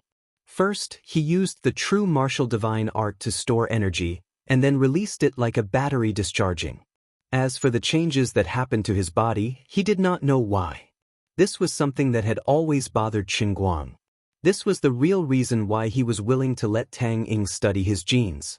When he was weak, he was very selfish in order to protect himself. However, ever since he became the #1 martial artist in history, Chen Guang had a lot less scruples, and he was willing to let others try to explore his secrets. As Tang Ying said, if he could do something for the evolution of the entire human race by studying himself, Chen Guang felt that there was nothing wrong with it. It was easy to say, but if it was anyone else, even if they had a little bit of selfishness, they would never be as generous as he was. Chen Guang felt that no matter what the future held, no matter how high he could stand after he became the owner of the Holy Grail, and no matter if he could really survive the Holy Grail's test forever, he was still alive, and he would do as much as he could. Now that he had such power and stood at such a high level, he should do more. Even if he died in the 3,000 worlds of trials, he would not have too many regrets if he could leave something for the world before he died. This was the reason why Chen Guang was trying to get involved in the environmental protection industry, and also why he wanted to eliminate racial discrimination and improve the status of the Chinese people through the American Airlines incident. He never flaunted his greatness, and sometimes even seemed childish. However, unknowingly, some of the things he did according to his heart had slowly become truly great. It was just that many people could not understand, and would never be able to understand the height of his thinking. Just like this time, many people would probably secretly say that he was narrow-minded, making a mountain out of a molehill, and unreasonable, saying that he was just taking the opportunity to extort a sum of money from American Airlines. However, what was particularly awkward about Chen Guang was that although he had a good reputation, he did not like to explain it to others. Perhaps, even he himself did not know what kind of height he was standing at. He was still immersed in his own deceit. After all, in a sense, It was because of him that the whole world, the whole universe, was about to be dragged down with him. He was also carrying a huge debt of faith points that he could not pay back at all. He was busy trying to survive, and in the process, he tried to do as much as he could. He did not want to admit his fear, but in fact he hoped that if he failed, he, Qin Guang, would not have come to this world for nothing. He did not acknowledge the worldview of those old men like Lin Jingwei's grandfather. Those people's theory of ruling a country was like being a chef did not fit his personality. He had his own worldview. He was trying to make the world a better place through his own hands and power. Now, there were signs that things were going to get worse, but this was not something he could control. He could only brace himself and wait for that day to come, and before that, quickly make himself stronger. Passing the world within a cup would make him stronger. Obtaining a divine statue would make him stronger. Increasing the production of faith would also make him stronger. Continuously absorbing the earth elemental energy floating in the air would also make him stronger. Doing some things to increase his reputation in the world, or even simply paying off his faith debt, were all ways for him to become stronger. In this aspect, it had to be said that Lin Jingwei had an inconceivable vision and passion. He knew Qin Guang's personality too well. To put it simply, the more capable he was, the more he wanted to do for the world. This could be said to be stupid or childish, but it was also the most charming part of Qin Guang. Like this time, in order to give Mei Zhonghong a head-on blow, he even used a move that he had never used on anyone before. With his current skills and realm, using it on an ordinary person once already made him feel as though his brain had been hollowed out. This feeling was like a person who had no tolerance for alcohol but had drunk 2 taels of wine. Mother, I'm going to complain. Those hypnotists on television are all king liars. They're all liars.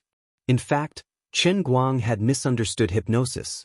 Real hypnosis basically led the subject into a state of self-hypnosis through a long period of psychological suggestion, slowly awakening the inner consciousness under the surface consciousness, and then achieving the effect of a strong illusion.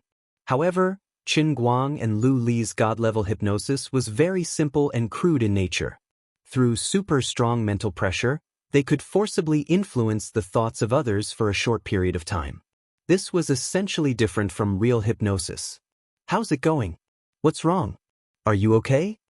Seeing Qin Guang walk back unsteadily, Tang Ying was shocked when she saw Qin Guang's pale face and asked hurriedly. Qin Guang waved his hand. I'm fine. Let's get on the plane and get ready to go back. I'm a little tired. 10 minutes later, the moment they got on the plane, Qin Guang tilted his head and fell asleep on Tang Ying's shoulder. There were no other passengers in the cabin of the plane. After delivering coffee and lunch to Qin Guang, the flight attendants of China Airlines restrained the impulse to ask him for his autograph when they saw that Qin Guang was resting. Thus, they turned around and left silently, leaving the entire cabin to Qin Guang and Lu Li. On the other side, after returning to the Los Angeles headquarters of his firm, Donder decided to directly release the video of Schultz that he had recorded before. Since Qin Guang didn't want to negotiate and only wanted to go to court. In that case, there was no need to hide this most important piece of evidence. If he directly released it, he would have an overwhelming advantage in public opinion and give Mei Zhonghong a fatal blow. That night, with the announcement and crazy dissemination of this video, Mei Zhonghong suffered the most serious head-on blow in its history. Today, after the news broke out in the afternoon, the stock of American Airlines experienced a brief plunge. It almost fell to the trading limit of the stock market. Undoubtedly, when the Nasdaq stock market reopened tomorrow morning, Mei Zhonghong's stock would fall to the trading halt in a few minutes. A listed company was stripped of its skin and thrown into a naked scandal. God knew how many days Mei Zhonghong's stock would fall. In this video, almost every point that the CEO of Mei Zhonghong had resisted was completely refuted. That's right, it wasn't oversold. It was their own employee who wanted to take a plane and decided to do so on a whim. Their random selection was too high-end. It was just a child's play. This was outright racial discrimination. He even said that killing some lowly inferior human beings can help improve the quality of human beings, which was an unforgivable crime. He had even done such a thing. He was simply a devil in a suit and tie. Such an extreme racist was a senior member of your company, and his father was a member of the board of directors. Without an even more extreme father, how could such a crazy son be raised? You didn't just discriminate, you even tried to kill. Your company was standing on the opposite side of all human beings. That night, the unprecedented national boycott came so abruptly. Schultz's terrible remarks were even unacceptable to Europeans and Americans, not to mention the Asians who had been discriminated against in Europe and the United States for many years, especially in the face of the airlines. Of course, the black people, who were becoming more and more influential in America, wouldn't let them go. This situation caught everyone in Meizhonghong by surprise. The CEO of Meizhonghong tried frantically to contact Qin Guang, but he couldn't get through. He then contacted Donder, but Donder still didn't show any signs of negotiation. Idiot. This was a problem that could have been solved in private, but because of your arrogance, it caused this unmanageable outcome. You could have just apologized to the Chinese people. Now it's over, it's all over. Schultz, your son is a devil. He must pay the price, and you must pay the price too. At the board meeting that was held that night, the CEO was scolded by the board of directors. Old Schultz was in a miserable situation, and he didn't know what to do. But Qin Guang didn't care how his decision would affect Meizhonghong. He was still lying on the plane, leaning on Tang Ying's thigh and sleeping soundly. In fact, his current position was a bit awkward, and it was certainly not as comfortable as lying down on the chair. But if he let go of this legitimate opportunity to take advantage of Tang Ying, then he wouldn't be Qin Guang. At this time, he was sleeping soundly. He didn't know that the outside world was shaking violently because of this night's uproar, and some unexpected changes had taken place. Outside, with a series of disturbances, dozens of videos of Qin Guang catching bullets with his bare hands once again swept the world. Previously, the other passengers on the plane had recorded the process of him catching bullets with his bare hands from various angles. Because everything happened too fast, ordinary mobile phones couldn't capture the whole process as clearly as high-speed cameras, but the scene of the bullet's complete deformation was extremely clear. Countless people kept speculating in their hearts, what kind of a pair of fingers could actually clamp a Glock bullet so tightly? How fast did Qin Guang's reaction speed have to be able to catch the bullet in such an awkward position at that critical moment? Is he still human? In just a few hours, Qin Guang's name and his two invincible fingers of God, which made many women go crazy, completely blew up the screen and attracted the attention of everyone in the world. Because of this incident, the number of people who knew Qin Guang's name instantly multiplied from 1 billion, 2 billion, 3 billion. The exact number couldn't be calculated, but it didn't matter. Regardless of whether it was in Wuxia or abroad, as long as there was the internet or television news, anyone could tell that there was a Wuxia person called Qin Guang. Eliminating discrimination might still be a long-term problem in the world, but it was precisely because of the heavy responsibility that this matter had become politically correct in the world.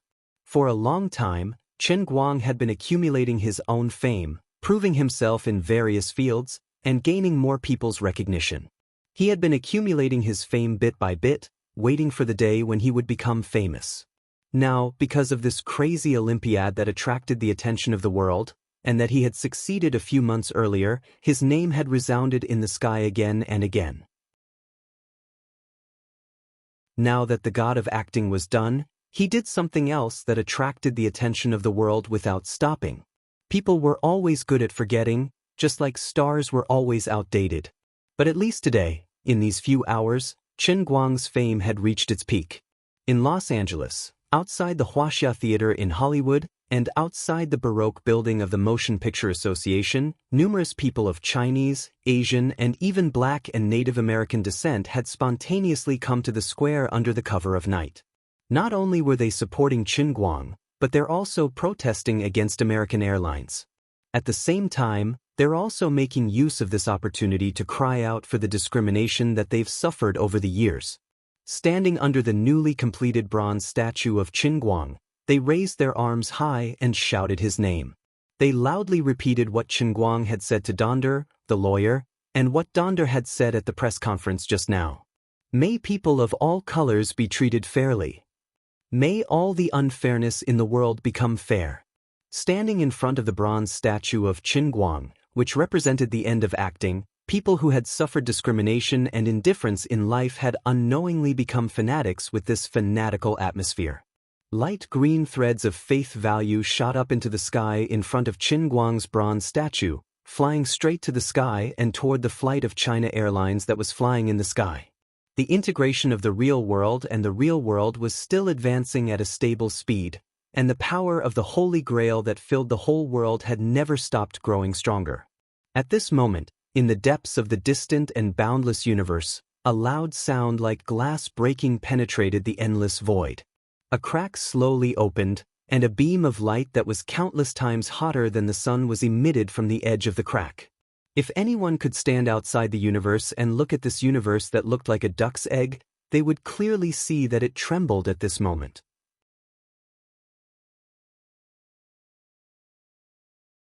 Chapter 1136. This shock was too sudden, too violent. For Qin Guang, perhaps the moment he opens his eyes again, the entire world will become unfamiliar. But for other people in this world, they won't notice anything at all. Just like a fish kept in a fish tank, the fish tank has been moved from the living room to the bedroom, but the fish doesn't notice anything at all. Humans laugh at fish for only having 7 seconds of memory, but they don't know that their so-called long lives may not even be as long as 7 seconds in the eyes of the gods. Or in other words, all living creatures in the universe are like fish in a fish tank. The universe was like a huge fish tank. Qin Guang used to sympathize with the ordinary people in the transient sea. They will forever live in the hopeless cage of the transient sea created by the Transcendent's Holy Grail. But because the realm of transient sea's own laws were not perfect, those who became sea emperor-level powerhouses in the transient sea would realize that their world was a cage and would want to break free. But Qin Guang's reality is different. Furthermore, the level of the real world that is fusing with the real world is higher than the transient sea. Simply put, the transient sea is only the 8th level of the Transcendent's Holy Grail, while the real world is one of the highest level special worlds in the Transcendent's Holy Grail. Its rules and worldview are perfect, even flawless, unlike the transient sea which has many loopholes. Therefore, in the current universe, other than Qin Guang who already knows the answer, no other person or creature, no matter how advanced their technology is, no matter how powerful they are, they can't become the fish that jumps out of the fish tank. Even if they understand this, they will never be able to find the answer, let alone prove that this matter is correct. How can a person in eternal darkness prove the principle of refraction of light? In the transient sea, because of the loopholes and imperfections of the world's rules, perhaps 1 or 2 beams of light from the outside world will occasionally be captured by ocean emperor-level powerhouses, causing them to doubt their own world. But in the real universe, it is truly eternal darkness.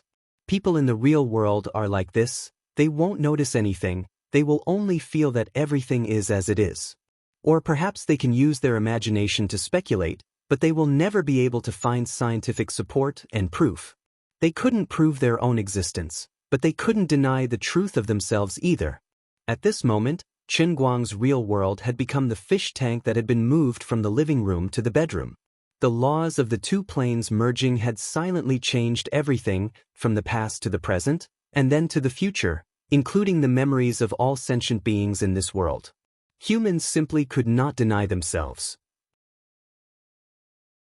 Just like the ancients, if you tried to explain to them that the earth was spherical and that the earth revolved around the sun, they would think that you were crazy. Qin Guang, who was quietly lying in the first-class cabin of Wuxia Airlines Flight CA97832, knew nothing about what was happening outside. At this moment, he was immersed in an extremely deep sleep that he hadn't enjoyed for a long time. He didn't know what was going on, nor did he know what was going on. But his deep sleep wasn't sweet. He sometimes frowned, sometimes struggled, and when it was serious, he even unconsciously clawed and scratched. Fortunately, deep in his sleep, he subconsciously knew that he wasn't in danger, so he didn't circulate his internal energy in a state of unconscious, nor did he deliberately increase his strength, so he didn't cause too much trouble to Tang Ying who was still leaning on his thigh. It was just that this kid's hand would occasionally touch something that shouldn't be touched, causing Tang Ying to blush, a little embarrassed. Fortunately, this was a private plane for the two of them, and there were no other passengers in the first-class cabin. If other people saw this, they would think that the two of them were unable to control themselves, regardless of the occasion and place, doing some shameful things. Tang Ying blushed and slapped away Chen Guang's devil's claw that was desperately rubbing his C cup, and secretly cursed, "You bastard, are you pretending to be asleep or are you really asleep? Can you be more obedient with that hand of yours?" Chen Guang didn't move, but continued to smack his lips, and fell into a temporary silence. Seeing him like this, Tang Ying sighed, "Forget it, I forgive you. You're probably too tired, aren't you? I can't believe that a kid like you has such a weak side. You also have nightmares?" Although psychology wasn't Tang Ying's specialty, she had more or less learned a little in Morelands. At this time, Chen Guang's behavior was reflected in pathology, but it was a sign that he was in a deep sleep, and he was probably still dreaming, and it wasn't a good dream. In the past, Tang Ying thought that Chen Guang's heart was made of iron, but now, it was a rare eye-opener, and she consciously discovered his weakness. But this was good, because it showed that no matter how high his status became, or how famous he became, he was still the same guy in the past. Tang Ying lowered her head to look at Chen Guang's face on her thigh, and her mind was momentarily at a loss. Time flew, and her memory seemed to have returned to the first day she met this kid. That day, she was drunk and only vaguely remembered that she seemed to have slapped him, called him a stinky pervert, and scolded him for trying to molest her. Actually, she had completely forgotten about it. At that time, he was clearly booking a car online, and she was the one who called for his car. I think I even vomited in his car. That kid, Chen Guang, must have been furious at that time, right? She really didn't expect that just a chance encounter would bring her to meet such an extraordinary man. Fate was really too wonderful for words. There were countless coincidences in life, but 99% of them could only be passers-by. Every 10,000 coincidences, there would only be one acquaintance, and every 100 acquaintances, there would only be one friend. Out of 100 ordinary friends, only one could become a bosom friend. To be able to meet this kid, Chen Guang, was really 8 lifetimes of bad luck. Tang Ying's face still hung a warm smile, and her eyes were filled with warmth. It was obvious that she was thinking that even if there was no real possibility between her and Chen Guang to be able to become a companion in scientific research and in the journey of life, wasn't it a kind of happiness? But the words that she was muttering in her heart were indeed 8 lifetimes of bad luck. What was even more unbelievable was that at that moment, the black business suit that she was originally wearing today had suddenly turned into a loose white dress without any warning. This change was simply seamless and unimaginable. She didn't even realize that there was nothing strange about it at all. However, this wasn't the only change. Tang Ying's originally perky C-cup chest had now become Mount Everest. That's right, the legendary F cup had appeared on her body. For a normal woman to suddenly change from a C cup to an F cup, how would she react? Crazy? Screaming? Terrified? Ecstatic? Suddenly oppressed to the point where it was difficult to breathe? No, none of the above had happened. She was still as calm as ever, as if nothing had happened. Tang Ying was still looking at Chen Guang's face as she muttered to herself, "Chen Guang, what are you thinking about, chick?" As she spoke, Chen Guang finally opened his eyes slowly. He was in a daze for a few seconds before he abruptly sat up straight and shook his head frantically. Chen Guang's face was pale. He had just had a super scary nightmare. It was simply unimaginable and made him feel like he was on the verge of breaking down. He had dreamt China had become the world's most powerful country. It had become his impression of America, the world's policeman who interfered with the political ecology of other countries. Well, this was a good thing. However, the thing that Chen Guang couldn't accept the most were the other small things. That's right, it was the small things that were everywhere in life. For example, he was clearly in the first-class cabin, but the ticket stated that he was in the luggage compartment. The first-class cabin had become the luggage compartment.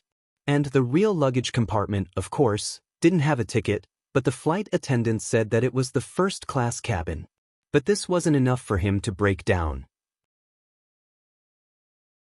Driving in China had become driving on the left, while the steering wheel in China was on the right. Men weren't called Mr., but Miss or Sister. Day wasn't called day, but night. The sun wasn't called sun, but moon. Oh right, on the plane that he was on now, the plane was called a train, and the ticket wasn't a plane ticket, but a train ticket. Basically, all the antonyms that could be thought of in life had become the opposite. Everything that could be reversed in life was turned into another concept. In Chen Guang's nightmare, his dad, Chen Guoli, corrected him with a serious face. "Silly girl, are you crazy? This is the first time I'm warning you, don't call me dad, call me mom. Really, you're getting smarter as you live. You can't even differentiate between a man and a woman?" Well, that first time actually meant the last time. Chen Guang felt like he was about to break down. Then he ran into Wenwen in the nightmare and was dragged into an internet cafe by Wenwen. She actually made him play LOL and not Dota. She even said that although there were many people playing such a rubbish game like Dota, the Chinese teams had long been beaten up by the Koreans internationally. People with faith would play LOL was China's way of fighting the world. Chen Guang felt like he was about to break down. Then he woke up from the nightmare with sweat all over his head, feeling that everything was too terrifying. This nightmare was too real, but when everyone in the dream was faced with something that he couldn't accept or even think was inconceivable, their reactions were so logical. It seemed like he was the one who had gone crazy.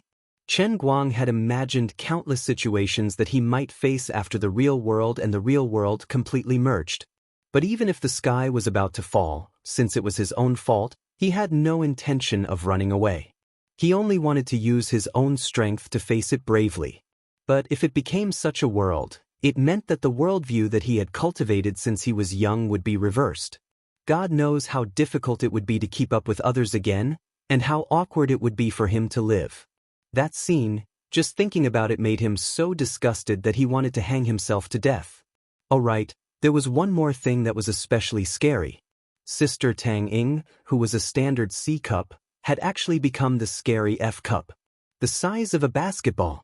Well, a basketball was exaggerated, but it was similar to a slightly inflated volleyball. In short, it was terrifying. Chen Guang recalled that terrifying scene again, then shook his head violently, trying to wake himself up completely so that he could escape from the nightmare as soon as possible.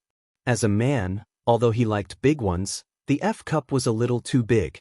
"Chen Guang, you stinky girl, what were you thinking about when you were awake just now? Look at how calm you are." Tang Ying turned her head from the side, looking at him with a puzzled expression as she asked. Chen Guang was oblivious and waved his hand. "No, nothing, Sister Tang Ying." Wait a minute. Chen Guang suddenly froze, feeling that there was something wrong with Tang Ying's words. "Chen Guang, you little girl. When you were awake, what were you thinking about? Calm and collected?" Poor Master Guang swallowed hard, his brain going through a few twists and turns before he could completely digest Tang Ying's words. "Let me calm down and translate. What Sister Tang Ying said should be, Chen Guang, you stinky brat, what did you dream about when you were asleep just now? Look at how scared you were." That should be it. What was the scariest thing in the world? It was like having an unimaginable nightmare, and when he woke up, he found that the nightmare had become a reality. At this moment, Chen Guang's feelings could be summed up in 3 words. That could only be it. F***ck me. With his last hope, Chen Guang looked at Tang Ying anxiously. "Sister Tang Ying, what did you just say? Please say it again." Then he despaired. On one hand, Tang Ying slapped him hard on the head, angrily rebuking, "You're awake now, aren't you? Call me brother Tang Ying. I'm such a handsome young man, don't you feel disgusted if you call me Sister Tang Ying? Wake up your ass, you're clearly in a daze from sleep." "No, I'm not in a daze either. I'm very awake now. I've never been this awake in my life." On the other hand, Chen Guang saw the 2 terrifying F-cups the size of papayas swaying in front of her chest when Tang Ying slapped him. She really became an F-cup. Oh right, the black suit she was wearing previously had now turned into a white dress. Chen Guang despaired. What I just had wasn't a dream, it was all F***king real. He silently covered his face, then turned his head to look out of the cabin window beside him, concentrating a little to communicate with the outside world. At this moment, he finally realized that the power of the Holy Grail between heaven and earth was at least several times denser than before he fell asleep. Through the Holy Grail, he felt the chaotic rules and conditions of heaven and earth. Finally, Chen Guang was certain of this cruel reality. Although he didn't know what exactly happened, nor did he know the reason or principle behind it, but in the short 2 to 3 hours he was sleeping on the plane, the world had changed. Oh, that's not right. It shouldn't be on the plane, it should be on the train or the air-breathing car. F***ck, I'm about to break down. What's with this antonym? Everything has been reversed, it's completely messed up. This world has become completely foreign to me. No, the world is still the world I'm familiar with, but I'm the only one who's king on the opposite side of the world. Others definitely won't notice anything wrong, so in the eyes of others, I'm the only one who's sober. No, it should be the only one who's sober? F***ck, I'm really going crazy. Chen Guang couldn't help but stare straight at Tang Ying's F-cup, then yelled, F***ck, I'm going crazy. Tang Ying was startled by his furious expression. Chin chick, why are you suddenly so happy? Don't be like that, forget it, just call me Sister Tang Ying really? Chen Guang's face was covered in tears. I'm happy, I'm angry, you're all over my face. Brother Tang. I'm not angry, oh no, I'm not happy. I'm just too confused. Oh no, too awake. Chen Guang turned his face away fiercely, feeling that he could barely speak. I want to die. Oh no, according to the current concept, I just want to live. So F***king crazy. At this moment, the flight attendant heard Chen Guang's shout and quickly walked out from behind the curtain. Miss Chen, what's wrong? Do you need any help? Chen Guang silently pushed his hands. That's right, I need help. No, I need help. Forget it, don't talk to me, I just want to be quiet. Don't ask me who I am, it's now. On the other side, Tang Ying tried to smooth things over for Chen Guang with a smile. There's something. Chen chick just woke up, she's a little dizzy. Chen Guang didn't want to speak at all, nor could he. The flight attendant looked at Chen Guang again. Is that so? Then Miss Chen, do you need a cup of coffee? Chen Guang also felt that he needed to drink water to calm himself down. He took out his cup and handed it to the flight attendant. Help me, no, don't give it to me. Anyway, 1 cup. Pour it out of my cup. I don't want coffee. What? Forget it, give me some tea. Both. The female flight attendant looked at Chen Guang with a completely confused look. Oh. Tang Ying also felt that Chen Guang was very awkward. Forget it, don't ignore him. Give me a cup of cappuccino. Looking at the back of the female flight attendant turning away, Chen Guang was confused. Cappuccino tea.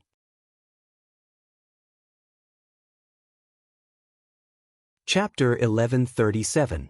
When he saw the cup of top-grade Nanshan tea in front of him, Chen Guang knew that he was finished. His life was finished. Forget it, I'd better reserve a place in number 9 of the Heavenly Palace and live alone in outer space from now on. Chen Guang was utterly disheartened and complained to himself. Then he took his top-grade Nanshan tea from the female flight attendant and set his eyes on Tang Ying's cappuccino. He also had a bad mouth, so he subconsciously said, "Thank you very much." Unexpectedly, the girl's expression changed in an instant. Then she glanced at him with very angry and incomprehensible eyes. Then she snorted and turned away angrily. Silently looking at the girl's back, Chen Guang had no strength to complain at all. Perhaps, in this messed-up world, thank you was a very offensive word, right? Maybe it's equivalent to F***ck your mother's hair oil or something, so the girl was very angry. In a sense, her anger was very reasonable. If it was her who had done a good service for you, but was inexplicably scolded to her face, of course, she would also be angry. But I'm really innocent. What else could Chen Guang do but shrug helplessly? The female flight attendant left. Tang Ying also looked at Chen Guang in surprise, as if she also couldn't understand why. Chen Guang was really not in the mood to explain to her. He always felt that in this state where he was completely out of sync with the whole world, the more he explained to Tang Ying, the more awkward it would be. Therefore, Chen Guang simply stopped talking. He just nodded with a wry smile and said nothing. Yes, he had learned from his mistakes, so he didn't dare to shake his head anymore. Instead, he just chose to nod. Nodding should probably mean no? Thanks to the power of the first-class cabin of the Air China plane, oh no, it should be the power of the luggage compartment. Chen Guang tilted his head slightly and leaned against the back of the chair. He looked sleepy and didn't want to talk. It was not that he didn't want to talk to Tang Ying, but his heart was too uncomfortable and uncomfortable. He felt that he had completely lost the ability to communicate and express himself. When he thought about how he had to call her brother Tang and how he would be called Chikchen, Chen Guang wanted to strangle himself again.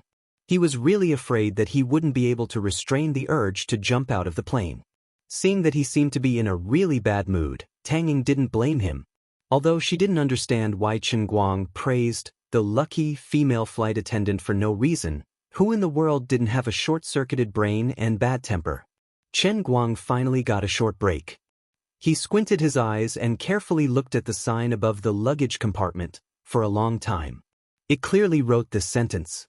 During turbulent travel, use of Wi-Fi and other electronic devices is prohibited outside the luggage compartment of this train. Chen Guang sneakily turned his head to look at the strange white dress Tang Ying was wearing for a long time. Finally, he mustered up the courage to reorganize his words and said, "Brother Tang, cell phones are not allowed on the bus?" "I can't. This is the oldest rule of the high-speed railway company." "How did you know?" Seeing that he was finally willing to talk, Tang Ying smiled and shook her head. Then, under the painful gaze of Chen Guang, she took out her cell phone and turned it on. Chen Guang was so touched that he almost cried. "Thank God that you didn't cry and say no to me." In addition, Sister Tang Ying's real meaning was that she was surprised that he didn't know. "Forget it, the more I say, the more mistakes I'll make. My stomach hurts a little. Anyway, I can use my cell phone. It's fine as long as this matter is clear."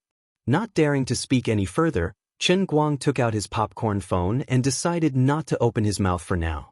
He wanted to look at some things in this chaotic world. What can I do? Although it's painful, I still have to find a way to coordinate and synchronize.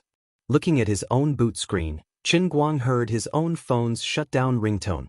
Damn it, how boring is this broken cup? This bad luck? Okay, how bad is this lucky real world?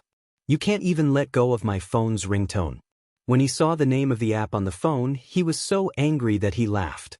Chen Guang pinched his nose and opened Tencent Old News, resisting the urge to beat someone up. By the way, next to Tencent Old News, the app he often looked at had also become Zhongdian foreign language website, My Poor Chidian Chinese. 10 minutes later, Chen Guang finally broke down. "You may not believe it, but I really want to synchronize with this world, but it's 2F** king difficult." He threw his cell phone aside and looked like he had nothing left to live for. You really can't blame him for having weak willpower. Looking at the screen, he could recognize every single word on the screen, but when they were combined into one sentence, his brain was about to go haywire. His Chinese was slightly better, but it was only the order and meaning that was messed up. He tried to look at the Latin news, but this time, he felt that he shouldn't call himself the #1 language master in history, but the #1 retard in history. Damn, who the hell wants to recognize these foreign languages whose alphabetical order is reversed? Tang Ying saw that he didn't feel right, and his whole body was uncomfortable. She couldn't help but turn around and pat his shoulder. "What's wrong with you? Are you okay?"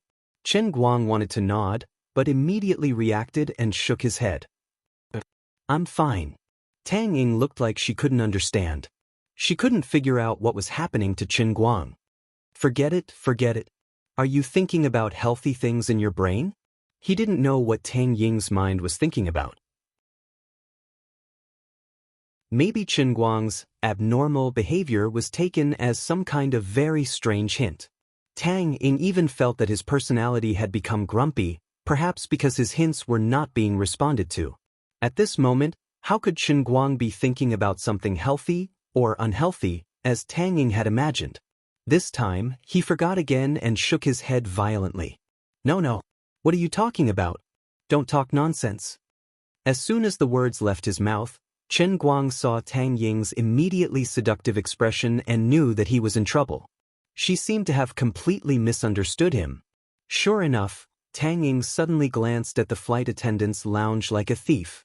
Then she bashfully leaned against him as if she was enjoying the thrill, and said, "Slow down, slow down." Chen Guang, who was tragically ambushed, stiffened. He didn't know how to deal with the situation at all. He forced himself to calm down and think about it. It was obvious that Brother Tang had been buffed by the double research mode and bold and unrestrained mode. Alright, now that he thought about it, he was on a plane. If he could take a sample, it would be pretty cool. With his keen senses as the strongest martial artist in history, he should be able to guard against the flight attendants without worrying about being seen through. As for the camera over there, it wouldn't be too much of a problem under the cover of the luggage compartment. However, there was one thing that he couldn't be sure of. If the whole world had been turned upside down, then the question was, should he take a sample from Brother Tang, or should Brother Tang take a sample from him? Chen Guang was hesitating whether to take off his pants or not. On the other side, Tang Ying had inexplicably dug out a jar from her bag. That's right, it was a jar. And it was from Chen Guang's own bag. When Chen Guang saw this scene, he immediately understood what was going on. Damn, the heavenly holy grail was really boring. Not only did it not let go of his ringtone, it even forcefully reversed the identity between him and Brother Tang. She had become the guinea pig to be sampled, and he had replaced her identity as the biomedical scientist who was going to take a sample from her body. Although Xian didn't know if the Holy Grail and their identities in the outside world had been reversed, at this moment, Xian swiftly pulled up her long skirt and pushed her underwear beneath her high heels. Then she picked it up and stuffed it under her buttocks. She then turned to look at Xian with an excited and expectant expression, saying, "Slow down. Don't come." Seeing Tang Ying, Chen Guang really couldn't say a word. As Tang Ying spoke, she slightly spread her legs, took out the jar from his bag, and placed it under her body. Brother Tang, as Tang Ying spoke, she still glanced at the flight attendant's lounge with a sneaky look. "Slow down. Such a bad opportunity, isn't it not cool? Didn't you say you didn't want to use my sample?" Chen Guang decided to shut her up. "Forget it, I can't listen to her anymore. I'll let her sleep first. I really want to knock her out or knock myself out." He silently turned around. No one could resist Chen Guang's god's finger, which could catch bullets. Even he couldn't, let alone Brother Tang. About 20 minutes later, Tang Ying's face was flushed, and she fell into great satisfaction. She leaned her head on his shoulder and fell into a deep sleep. With a stiff face, Chen Guang covered the jar in front of him again, and then put it back into his bag. Then, he personally helped her put on her underwear. Just like that, she was supposed to take a sample from his body, but it became him taking a sample from her body. Well, these things are no longer important. What's important is that I can finally rest my head for a short while. On this plane. Well, on the train it was less than an hour, but for Chen Guang, it was like half a century of torture. Looking at Tang Ying, who was sleeping soundly, Chen Guang let out a long sigh of relief. He was so tired. Right now, he didn't want to communicate with anyone, and he didn't want to come into contact with any information from the outside world. He just wanted to seal himself up. He really hoped that this was just a dream, a terrible nightmare. But this nightmare was too real, too scary. Chen Guang also leaned his head on Tang Ying's head and gently placed his hand on Brother Tang's F-cup. This touch, it can't be fake. He pinched his thigh fiercely again. It really hurt. This really isn't a dream. This is too scary. How am I going to live the rest of my life? Chen Guang's mind was filled with confusion, and then he also closed his eyes. He didn't have a good rest because of the soul-snatching spell, and now after a short rest, he was even more tortured. It could be said that he was physically and mentally exhausted. Perhaps it was for the purpose of self-protection, but his subconscious was like self-hypnosis. Chen Guang fell asleep, and when he opened his eyes again, it was already 3 hours later. "Chen Guang, wake up, we've reached the 5 capital, wake up quickly." He was shaken awake by Tang Ying. Chen Guang opened his eyes in a daze, and his head still hurt a little. He didn't know if it was because he slept too much, or because he didn't get enough sleep, or the aftereffects of fainting from before still hadn't passed out. Have we arrived? Chen Guang rubbed his temples and turned his head to look out the window. Brother Tang, as soon as he said that, Tang Ying shook his shoulder again. What, Brother Tang? What's wrong with you? Tang Ying tilted her head again. Chen Guang, did you sleep too much? Why are you calling me Brother Tang? Chen Guang's eyes suddenly became as bright as a 300-watt incandescent lamp.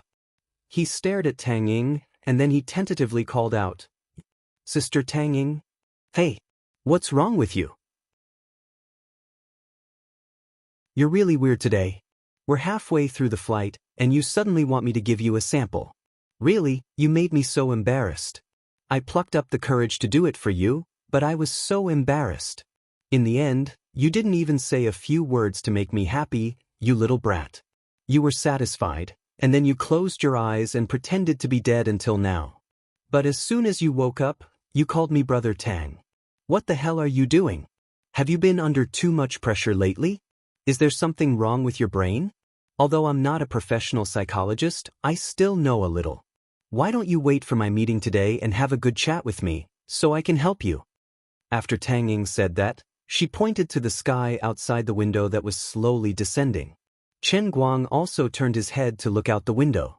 He remembered that Tang Ying's original schedule today was supposed to be a meeting with Gokyo University, the Ministry of Science and Technology, and the Provincial Department of Science and Technology. Also, she had clearly misunderstood and thought wrongly on the plane. She had forcefully created the sampling process on the plane, but now it was her who was unable to endure it. But that was not important anymore. Chen Guang felt the density of the power of the Holy Grail and the state of the rules of the world outside.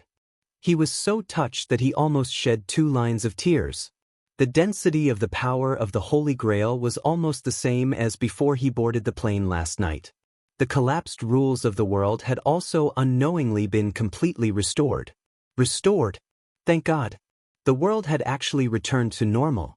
Although Chen Guang did not know what exactly happened, nor did he understand the principle behind it, he felt that it was really great to be able to see the whole world returning to its familiar orbit. It was really great that he did not jump off the plane and commit suicide on impulse. What the hell is cappuccino? Get out of here. Go to hell with the top-grade Nanshan tea. I just want to drink my Westlake Longjing coffee. Damn it, my brain is still a little messed up. As Chen Guang thought about these strange thoughts, he put his hand into his sling bag. That inexplicably wide mouth bottle was gone. Thank God. All right, Chen Guang's mind recalled the particularly charming scene when he gave Brother Tang, no, Sister Tang Ying, a sample.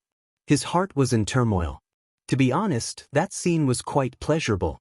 He had taken advantage of Sister Tang Ying countless times, but this was the first time he had taken advantage of her unscrupulously and taken advantage of her. Most importantly, in her memory, this did not happen at all. She did not know anything. This was as good as taking advantage of her for free. On the other hand, Tang Ying opened her sling bag in front of him and took out a small test tube. It was filled to the brim with some kind of sticky milky white liquid.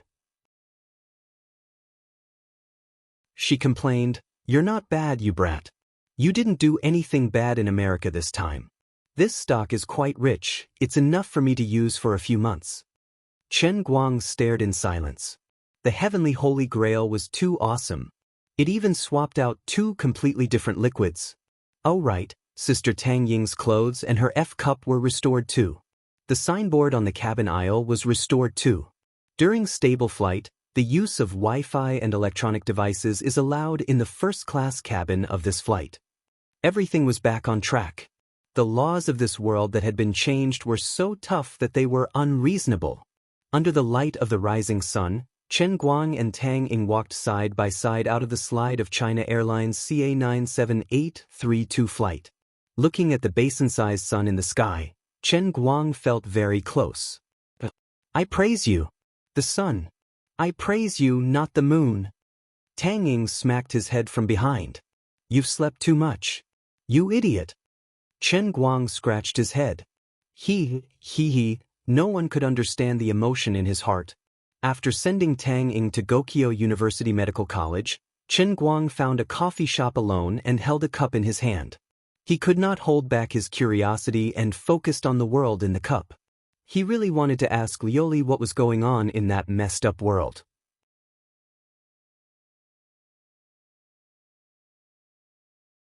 Chapter 1138. Your Excellency Lu Li, I'm not joking. I really need an explanation. Standing at the center of the city, Chen Guang locked his brows together as he looked at Lioli. Lu Li sat in front of her ATM and stared at the desktop in front of her. There was no telling what was on her mind, but she seemed to be very focused. After waiting for a few minutes, Chen Guang couldn't help but yell in her ear, "What's going on? You're an emperor after all. Can't you give me a reasonable explanation?" While asking, he looked at Lu Li's chest. Unfortunately, it was of no use. No matter how good his eyes were, he couldn't see through the mist that covered Lu Li's body. Sometimes, Chen Guang even felt that it was not as good as when Lu Li wore the feather dress. At that time, he could at least see some of her clothes. "Get off me! Get off me!" Lu Li finally came back to herself and pushed Chen Guang's face away impatiently. Chen Guang stepped back 2 meters and said again, "I'm really in trouble this time. I really have no choice but to ask you." Lu Li sighed, "You may not believe it, but I don't understand it either." "You don't understand it? Then what do you know?" Chen Guang found it hard to love the emperor who had dragged him into this mess. Sometimes he really wanted to be grateful to her, but most of the time, he just couldn't bring himself to love her. It was not Chen Guang's fault. Lu Li had quit too many times at critical moments. Perhaps, with Lu Li's help, Chen Guang's fate had been changed. He had turned from a loser who drove an online taxi into the world's most popular celebrity and a new magnate who was rich and had countless fans. But frankly speaking, Chen Guang didn't feel very happy. At first, when he became rich, he was quite happy and fascinated. But after a long time, he found that being rich or not was not a big deal. An ordinary person's job was still a job, a celebrity's job was still a job, and a tycoon's job was still a job. To put it bluntly, that was all. It was just that he would receive different rewards when he reached different heights. Being rich did not bring him more joy. On the contrary, it gave him a responsibility that he could not shirk from. Furthermore, this responsibility was getting heavier and heavier. It seemed like the future of the entire universe was on his shoulders. Damn it, I still have to be responsible for the lives of those aliens who only know how many light years away, what they look like, and whether they have 3 heads and 6 arms. At the thought of this, Chen Guang was left with an indescribable pain in the balls. Alright, the only thing he was grateful for was that no matter what, it was because of Lori and the heavenly Holy Grail that his mother was still alive and well. That was probably the only thing worth celebrating. But apart from this matter, with his personality, regarding other matters, the so-called wealth, the so-called power, and even the so-called fame did not seem to be what he really wanted. Chen Guang himself didn't know what he wanted. He didn't even know what he really wanted. It seemed like his desire could never be satisfied, but it also seemed like he had nothing to ask for. He didn't even know what he wanted, so how could he satisfy his desire? Women? Alright, he admitted that he was not very discreet in this aspect, but that really wasn't the most important thing. Money? Now it was enough. In fact, it was so much that it was inexhaustible. Reputation? Other than the great people in history, Chen Guang couldn't think of anyone else in the world who could be more famous than him. When the lawsuit with American Airlines was settled, he would probably be more famous than the current president of the United States. As Chen Guang's status in this era became higher and higher, the power he held in his hands became greater and greater. He had a vague feeling that passing the test of the 3,000 world in the cup was still an extremely ambitious goal, but he would definitely be able to achieve it when the conditions were right. Now that his power was established, it would become easier and easier for him to get the statue of God if there were no more problems in the future. Just like when he was studying, he only needed to quietly live an ordinary life and patiently wait for the arrival of the world in the cup. Then, every time he got a world in the cup, he would use the resources and power he already had to find a way to show his ability to the world. This might require a little process, but the result was obvious. No one could stop him. It was as simple as 1 + 1 = 2.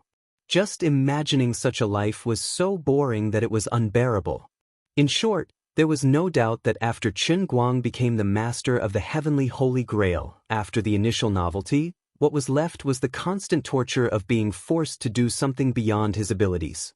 Besides, after becoming the Earth Pauper, Qin Guang gradually understood one thing. Perhaps the heavenly Holy Grail had already considered that if he was still an ordinary person, it would be impossible for him to complete the challenge of the 3,000 world in the cup at a normal age, and he would definitely die of old age.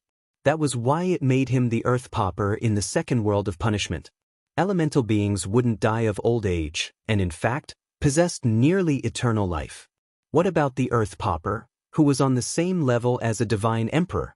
Now, even if he were to be chopped into minced meat, he could still slowly recover his human form. Even if his body slowly aged in the future, wouldn't it be easy? He could jump into a meat grinder and emerge from a ham sausage as a good man. When he thought about the possibility of a dull and repetitive life waiting for him, or perhaps after 100 years, people would discover that he wouldn't age, and he would become a monster in everyone's eyes again. He could only watch helplessly as everyone important to him slowly aged and died, while he would be left alone in this world, enduring eternal loneliness. In his past films, Qin Guang had seen many male protagonists like this. Jiangchen, Kuang Tunyu, or some other vampires. Qin Guang could only say that he was traumatized and in pain. He wasn't happy at all. If that was really the case, Qin Guang would feel like he was living like a robot, without any happiness to speak of. So-called immortality wasn't necessarily a form of happiness. So when he first learned that the world might change, he wasn't as terrified as he pretended to be. Instead, he was filled with anticipation and nervousness. Even when he was free, he would often look forward to it. Just what kind of surprise would the heavenly Holy Grail bring him? This time, on the China Airlines flight, he finally saw it for a brief moment. It nearly shattered his outlook on life. If the world after the change was really like this, then he might as well get a spaceship and leave Earth to wander the endless universe. At least he could tell others that tea was tea, and that he was happy. "I'm thanking you, but I don't want to beat you up." Seeing his crumbling appearance, Lioli also felt that it would be too much to say nothing. All right, but I can only guess right now." "Go ahead and guess. It's better than me not knowing anything." "When you were on the plane, it was probably because the matter between you and the airline company reached a certain peak on the internet, causing your worldwide fame to instantly reach a high point." Nodding his head, Qin Guang replied, "That's possible. I've asked the Baker law firm to spread my statement, and I've also released the video of that fellow called Schultz. It's quite influential." Under the influence of his soul-snatching spell, Qin Guang's hair stood on end as he listened to Schultz's words, let alone others. "Didn't you just complete the acting god statue? This wave hasn't even subsided yet, and the two events add up. Perhaps your fame has already exceeded a certain limit. In other words, most of the people in this world know your name, and they are all implicated in one way or another by fate with you." Qin Guang nodded. "I understand this. When a person knows my name, then I've already become a part of his or her life. For those who are close to me or those who are serious fans of mine, this connection seems to be even closer. Just like when I was in junior high, there was a girl in my class who was crazy about Michael Jackson. Although the two of them didn't know each other at all, and it was impossible for Jackson to know about that female classmate of mine, Michael Jackson played an extremely important role in that girl's life." Lily seemed to have been inspired by Qin Guang as she suddenly clapped her hands. "Why didn't this empress think of it earlier?" Qin Guang looked at her in despair, thinking to himself, "Can I really rely on you?" "Well, regarding your subjective factors, that's it for now. Next, let's talk about the objective factors.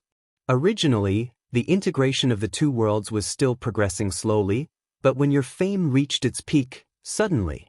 Qin Guang looked at her silently. "If you keep me in suspense, I might die in front of you with this punch of mine." "All right, I won't joke anymore." Suddenly affected by an external force, the two worlds abruptly moved closer to each other. Qin Guang was shocked. "External force? That's impossible. What kind of external force can even affect the planes? Also, isn't the real world the world in the cup of the heavenly Holy Grail? Also, my universe is so huge. What kind of external force is needed to be able to do it? A force that can shake the planes? Liuli shrugged. In terms of the intensity of the force, it's not difficult. When this emperor was still the god emperor, to shake a plane of your entire universe, it was just a sneeze.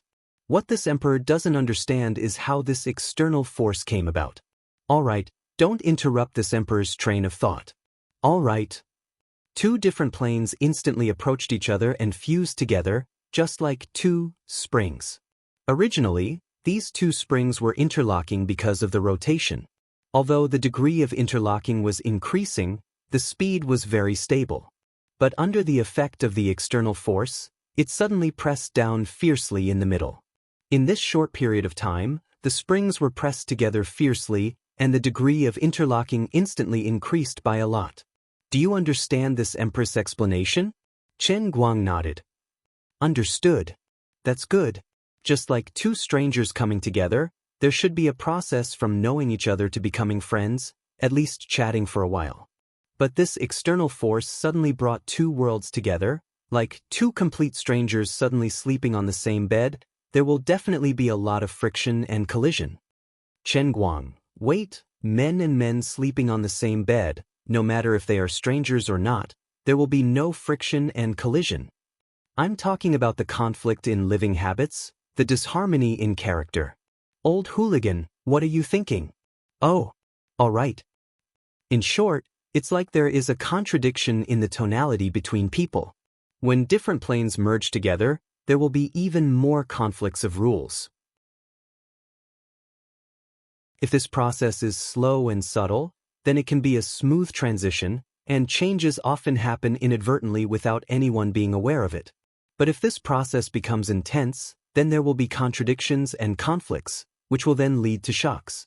Just like the two men I mentioned just now, when they fight, the bed will be a mess. Although he knew what Liuli wanted to express, Chen Guang still felt that there was something wrong with the way she expressed it. However, it didn't seem to be meaningful to argue with her over such a small matter, so Chen Guang didn't keep harping on it. Forget it, I understand now. It's because of the external force, the two worlds suddenly came together, and then the rules became chaotic, right? That's why the situation I encountered before, the confusion of words and logic? That's right, but springs are still elastic. After a period of time, they return to their previous state and continue to rotate and twist step by step, and then continue to merge. So when you wake up, the world has returned to normal. Of course, this whole thing is only known to you, and no one else knows, because you are the only stable point outside of the original rules of the two worlds. Chen Guang suddenly understood. Alright, I understand. Then when the two worlds really completely merge, it won't be like this, right? Liuli thought for a moment. It shouldn't be. What you encountered before was just an accident. Then I'm relieved. Alright, before that, I have a question. Go ahead. What did you use the computer for? I watched a movie called Brokeback Mountain. Is there a problem? Goodbye. Chen Guang shrunk his neck, turned around, and left. No wonder the example she gave was so strange. He thought she didn't mean it, but she did it on purpose. He was really worried that if he stayed here any longer he wouldn't be able to resist the urge to beat her up, but he couldn't beat her, so it was better to leave first. When Chen Guang's figure disappeared from the cup world, Liuli turned back to look at the top of the deer cry fruit in the distance, which had become even taller. Unknowingly, the branches of the deer cry fruit had already emerged from the side of the tall wall of Cloud City. The huge fruit had also expanded to a radius of more than 10 feet, but for some reason, the deer cry fruit still hadn't jumped out from inside. In the past, in the endless god realm, when the deer cry fruit was born after absorbing the spirit of the god realm, it wasn't this big. Liuli scratched her head with a strange feeling. This was another thing that exceeded her understanding as a god emperor. It seemed that no matter what it was, once it came into contact with this heavenly holy grail, it would become particularly strange. After leaving the cup world, Chen Guang didn't rush to go anywhere else, but returned to school first. The day of the final exam was not far away. He probably hadn't stayed in school for more than 10 days this semester. If he said it out, he would be ridiculed by others, so it was time to go back and pretend. But returning to school also had a disadvantage. As he became more and more famous, less than 2 hours after he appeared in the dormitory, the campus forum exploded. Later, the dormitory door was surrounded by people who came to watch the show or to ask for autographs. Although the dormitory aunt could stop the people outside from coming in, she couldn't stop the students who were originally in the same circle.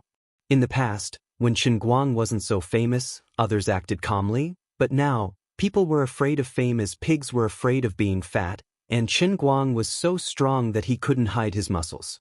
"Brothers, I can't take it anymore, I'm going to run first." With no other choice, Chen Guang could only apologize to his brothers in the dormitory and sneak out through the window. He didn't dare to go through the main door, but climbed the drainage pipe outside. Although there were people who noticed him, he moved quickly. After landing, he disappeared in a few hops, and then made a big circle before returning to the house he bought in the neighborhood outside. Chen Guang sighed. This was the sorrow of being famous. But he didn't have time to lament the disadvantages of being famous for long, and he immediately enjoyed the benefits of being famous. Quite abruptly, his acting idol suddenly gained another 8 fanatics. Including Emma Watson and the others from before, he now had nearly 100 fanatics just by relying on the god of acting statue alone. It should be noted that unlike ordinary sources of faith, the faith provided by fanatics wasn't within the upper limit of the statue itself. What these nearly 100 fanatics brought him was more than 30,000 additional daily faith points. For him, who was burdened with heavy debts, this was simply a life-saving straw.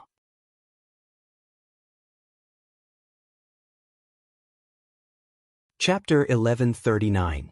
The good news didn't just come from the new 100 or so fanatics who acted like gods. That night, Chen Guang repeatedly calculated his own faith value production capacity, repeatedly compared it, and checked it again and again. Strangely enough, he found that the production capacity was more than 7,000 points more than it seemed on the surface, and he didn't know where it came from. Now that the deadline for the mortgage loan was getting closer and closer, every bit of faith value production meant a greater chance of survival. Chen Guang never thought the legs of a mosquito were too small. After all, no matter how small it was still meat. He was pleasantly surprised at the unknown source of more than 7,000 points of faith value production, but he was also very concerned. With the strictness of the heavenly Holy Grail, there was no reason for it to give out faith value for no reason.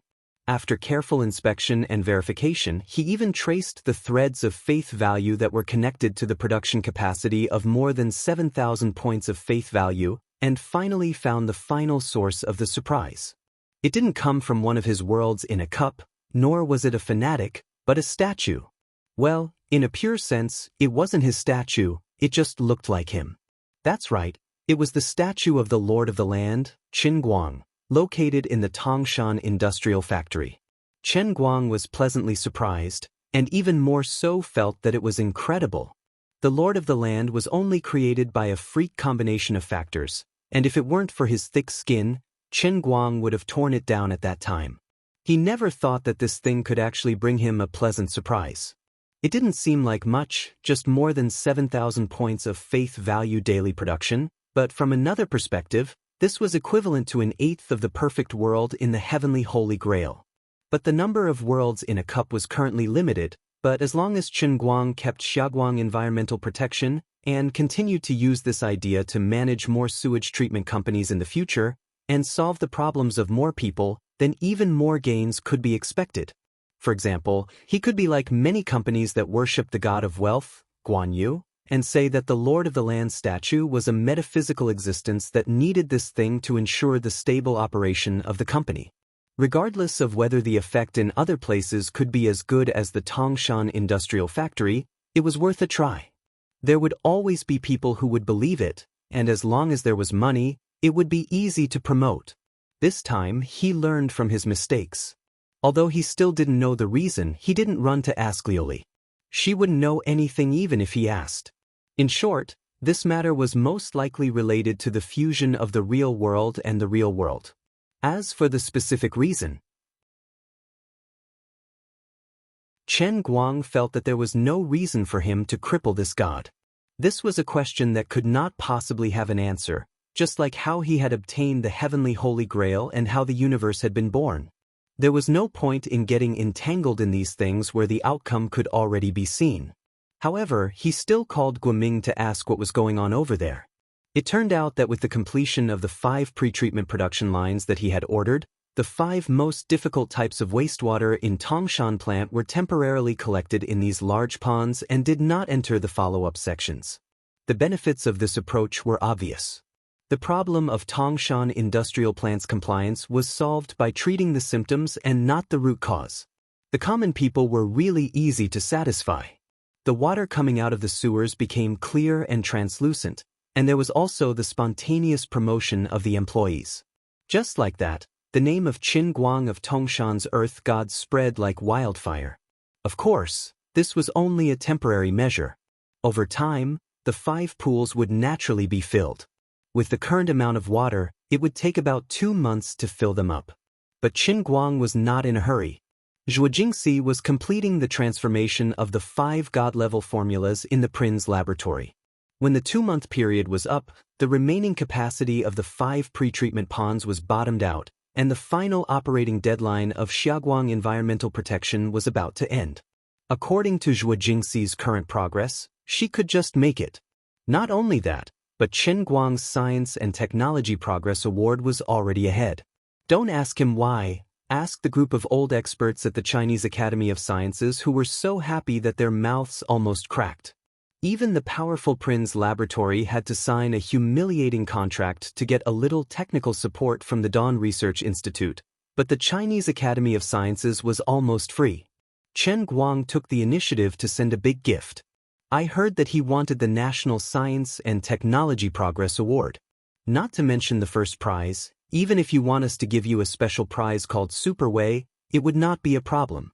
In the next few days, Chen Guang enjoyed a rare short period of leisure, but he was not happy and even had trouble sleeping at night. Previously in North America, he had already competed with the big shots of the global fighting world, and the high-speed video of Pierce had already been released. At first, the audience did not believe the authenticity of the video, thinking that the big shots like Mouthy Cannon and Connor were shamelessly acting just to cooperate with Chen Guang to promote his movie. How could there be someone in this world who could effortlessly take down dozens of the world's top fighting experts in one go? From lightweight to super heavyweight, they were all taken down in one go, and this person's physique was not that scary. Even if he was a former world arm wrestling champion, this was a little too much, wasn't it? Wasn't this a little too fake? What about his unlimited stamina? Also, with the size of Brother Daoist and the others, he threw them around like they were children. This was just like a scene in a movie, okay? Look at his thin arms and legs. The explosive power he exerted was not something that a person of his physique should have, okay? Or even if you were talented and could move 1,000 kilograms with little effort, wouldn't you be tired? All these doubts came to an abrupt end after the video of Qin Guang catching a bullet with 2 fingers was released. Chen Guang originally thought that his strongest physical statue of God could be achieved with the help of this trend, but there was no movement for several days. This made him feel a little uncomfortable. Performing God's finger and not even giving the statue of God a chance to catch a bullet, the audience was too much. What should I do to make you guys satisfied? Do you guys really want me to deliberately perform a bare-handed fight with an AK? Or catch a sniper rifle with my bare hands? Push a high-speed rail with my bare hands? Or learn from Superman who wore his underwear on the outside and flew into the sky to catch a plane with his bare hands? Alright, he might be crushed to death. Although this could also be done, it was a little too deliberate. As a good young man with status and aspirations, Chen Guang felt a little disgusted when he thought of himself pulling a high-speed rail with only his underwear and a hunched back like a gorilla.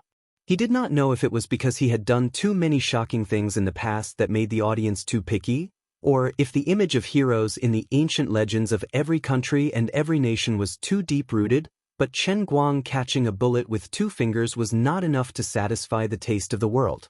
Chen Guang was frustrated for a while, but he slowly felt relieved. The reason why he could catch a bullet was because of his inner force and the super strong physical body that he had trained in the world in a cup.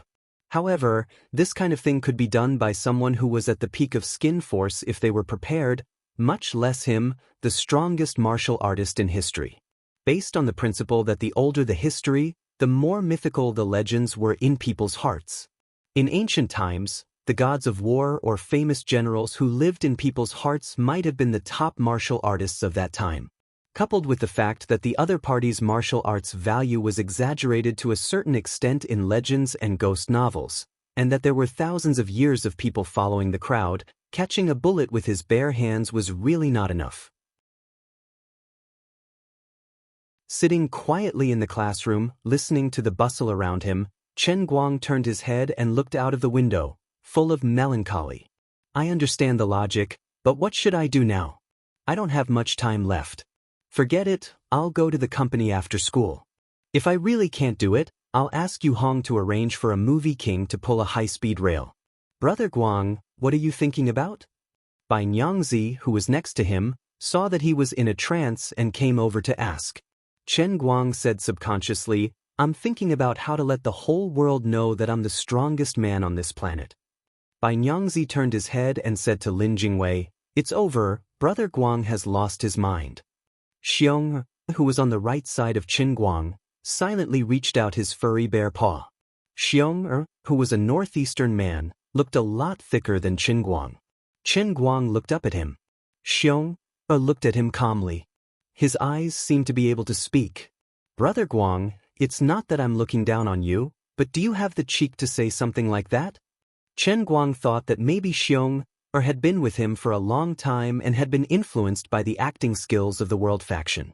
Damn it, imagine a big, uncouth man looking at you with a pair of big, watery eyes. What kind of scene would that be? Xiong, tell me honestly, Xiong nodded vigorously. That's right, Brother Guang, I've been reading your book too. I've learned a lot. As he said that, he took out 2 beautifully packaged books from his bag. They were the World Faction, published by Chen Guang. And it was a full English version. There were even notes written on it. Chen Guang was surprised. You read the English version too? Xiong smiled mysteriously. Brother Guang, are you looking down on me? You're a world-famous language master now. We're sleeping with you, after all, so we can't tarnish your reputation. You don't know how hard we've been studying English these past few months. Chen Guang said, all right, but I still want to poke your eyes blind. Lin Jingwei, who was next to him, stretched his head over. Brother Guang, can you stop for a while? I keep feeling that you've been too obsessed with being pretentious recently. I've heard from Grandpa that being a person, being capable is one thing, but you also have to be able to keep your composure at critical moments. After a period of triumphant progress, you should take a period of time to calm down and settle down. You can't let your desires dominate your willpower. If you continue like this, you'll easily lose yourself. Chen Guang patted him on the shoulder. I understand what you mean, but wait until I'm done with my work. I'll think of a way to calm down. Chen Guang didn't say anything else. Lin Jingwei was right, but he couldn't calm down. Lin Jingwei didn't know that once he relaxed, what awaited him would be an explosion. Xiong continued to court death and ridiculed Chen Guang's slender arms even more unbridledly. Once class was over, Chen Guang decisively dragged Xiong to arm wrestle. It only took him 1.5 seconds to press him down on the table before he strode off. Before he left, Chen Guang only said coolly, young man, I didn't even have the strength to lift my eyelids. After leaving the school, Chen Guang drove to Tianguang Group. He stopped his car downstairs and wasn't in a hurry to go up. The people in the company didn't know that he was coming today. It should be almost time to get off work, and there were only a few people in the company. Although there were a lot of things waiting for him to do with the copyright development of Women, World's Pie, and Luo and Zhu, people had to eat, drink, poop, and sleep. Before he went upstairs, Chen Guang took out his phone and browsed the news with joy. Ever since he was severely injured on China Airlines flight CA97832, Chen Guang hadn't played with his phone or watched the news for the past few days. But he couldn't be blamed. It was really a psychological shadow, And he only got over it today. He didn't know if he didn't read it, but when he read it, he frowned. It turned out that Tianguang Media, led by Chu Zijin, had spent a lot of money to create the variety show, Hi! My God! 2 episodes had been officially aired. But the situation wasn't as good as Qin Guang had expected. The cruel truth proved that although he had a golden brand now, this brand had to be put out to be effective. Hi! My God! Although it was created by his own company, and his name was mentioned in the publicity, which made him even more popular recently, it didn't help the show's ratings much. What the audience wanted to see was his face, his show, and not just to be satisfied with his title. The audience voted with their eyes and feet, and even the title of God wouldn't work. Just like the movies we watch now, no matter how famous the director is, if the quality of the movie can't keep up, the box office will still be bottomless. On Chile satellite TV, Hi! My God! The first episode's ratings reached 1.84%, and it didn't break 2%. The online viewership index was even more miserable, as it was crazily rubbed against the enemy stations, like Mango TV and Tomato TV. There were many reasons for this. Although Chu Zijin was a genius, and she had spent a lot of effort this time, it was still her first time coming into contact with a television variety show. The team she borrowed was only Little Tsong's Bamboo Platform's online comprehensive team, which wasn't considered the best in the industry. But this was still not, Hi! My God! The most fundamental reason for the show's failure. If she had to blame someone, she could only blame Chu Zijin for being a little misophobic in certain aspects. It was just like when she was still a webcaster.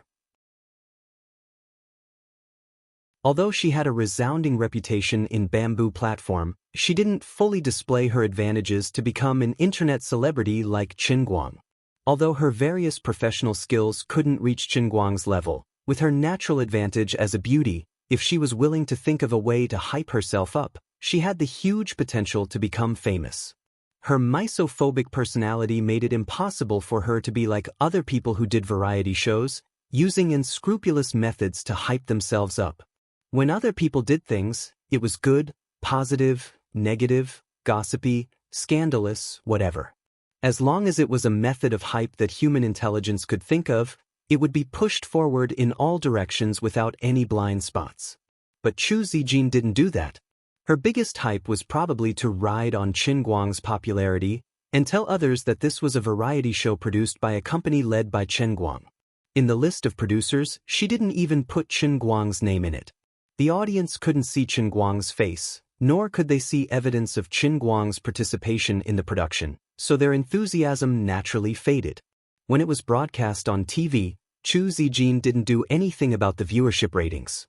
When it was broadcast on the internet, she didn't increase the traffic, nor did she hire a water army to hype herself up.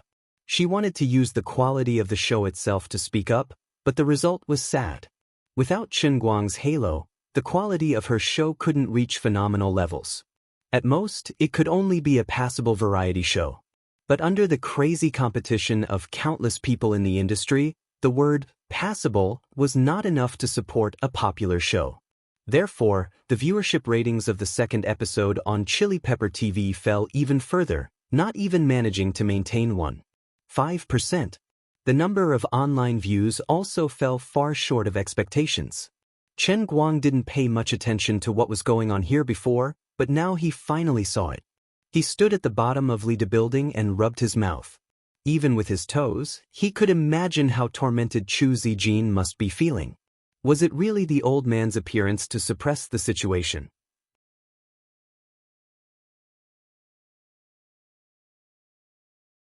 Chapter 1140. The big project with an investment of 180 million seemed to be about to fail, but Qin Guang was not in a hurry, because there were still 3 episodes left to be recorded. No matter how bad the situation looked now, Qin Guang knew that as long as he appeared, even if it was only the last episode, he could make a comeback. There was no need to panic at all. It could even be said shamelessly that the audience did not give him face. Maybe they were putting pressure on him. That's right, the audience only wants to see my handsome and heroic appearance. He would not blame Chu Zijin. Although her mental cleanliness seemed a bit ridiculous, it seemed that it had caused a certain loss to Tianguang Media. Perhaps she was regretting it now. After all, she was full of confidence at the beginning, but in the blink of an eye, her halberd sank into the sand. But Chen Guang felt that he appreciated Chu Zijin's temperament more than relying on a person who would do anything to succeed. People could be smart, but they couldn't play smart in everything. The failure of the early stage of the show would not hurt the bones, but if the people's heart was rotten, it would be difficult to grow back. Although Chen Guang himself had achieved phenomenal success every time since his debut, except for the Tongshan Industrial Factory, he had almost never used those underhanded means of hype. Every time he succeeded, he relied on his genuine ability and knowledge. Even if these real skills were all taught by the world in a cup, how much suffering he had suffered to learn these skills, after all, this kind of thing could not be explained clearly to outsiders. Just like how Lioli, who often looked at him with disdain, had once said that if someone else did the same thing as Chen Guang, it's practically impossible for them to do it better than him. They would have probably collapsed during one of their revivals in the cup realm. The taste of dying and coming back to life was simply a nightmare for ordinary people. And they had to face 3,000 world in a cup, which for many people may even be called an eternal prison. Living like this may be more uncomfortable than dying. Therefore, Chen Guang had reason to think that since he had the ability, whether it was a variety show or a movie, there was no need to use crooked methods. They all spoke with their works. Chen Guang's company, don't use crooked methods to do things. After making up his mind, Chen Guang did not rush to ask Yu Hong to contact him about pulling the high-speed rail with his bare hands. Even if he really wanted to pull it, he would save it for, my God, to pull it on the show. Thinking about it carefully, it was all his own business, and he paid too little attention to Tianguang Media. The Shanghai Financial Group was quite pitiful. They had to fork out 1 billion yuan for no reason. Thinking about it, although they were instructed by the old masters to give away money for free, they still held 5% of the shares in Tianguang Media. If Chen Guang could create a business miracle as usual, it was not impossible for them to recoup or even make a profit out of this 1 billion yuan. For the huge Shanghai Financial Group led by Rao Xinghai, a loss of 1 billion yuan was not unacceptable. Therefore, even though Rao Xinghai knew that it was like throwing a meat bun at a dog, he still resisted the heavy pressure in the company and did it. But now it seemed that the program, which had been invested 180 million in advance, was going to be cancelled. Chen Guang could imagine that Rao Xinghai must be in pain at this time. Chen Guang stayed in the company for a while and saw everyone's hard work. He thought that everyone had gotten off work, but most of them were still working overtime. These days, women was still showing well, and the company was very busy. Chen Guang casually found an excuse to distribute a bonus to everyone in the company. After that, he looked for Yu Hong and Su Li and called them over to his office. The Olympic Games were so successful because of everyone's efforts. Xiao Fang and Xiao Lu are still abroad. I would like to thank you two in advance. Sitting in his office chair, Chen Guang looked at his two right-hand men with a smile. Although they did not go to the United States, their workload was no less than that of Fang Tianyu and Xiao Lu. If it were Fang Tianyu and Buttface who were praised by him, they would probably be very proud. But Yu Hong and Su Li were much calmer. They modestly declined Chen Guang's praise for a while and did not dare to be arrogant.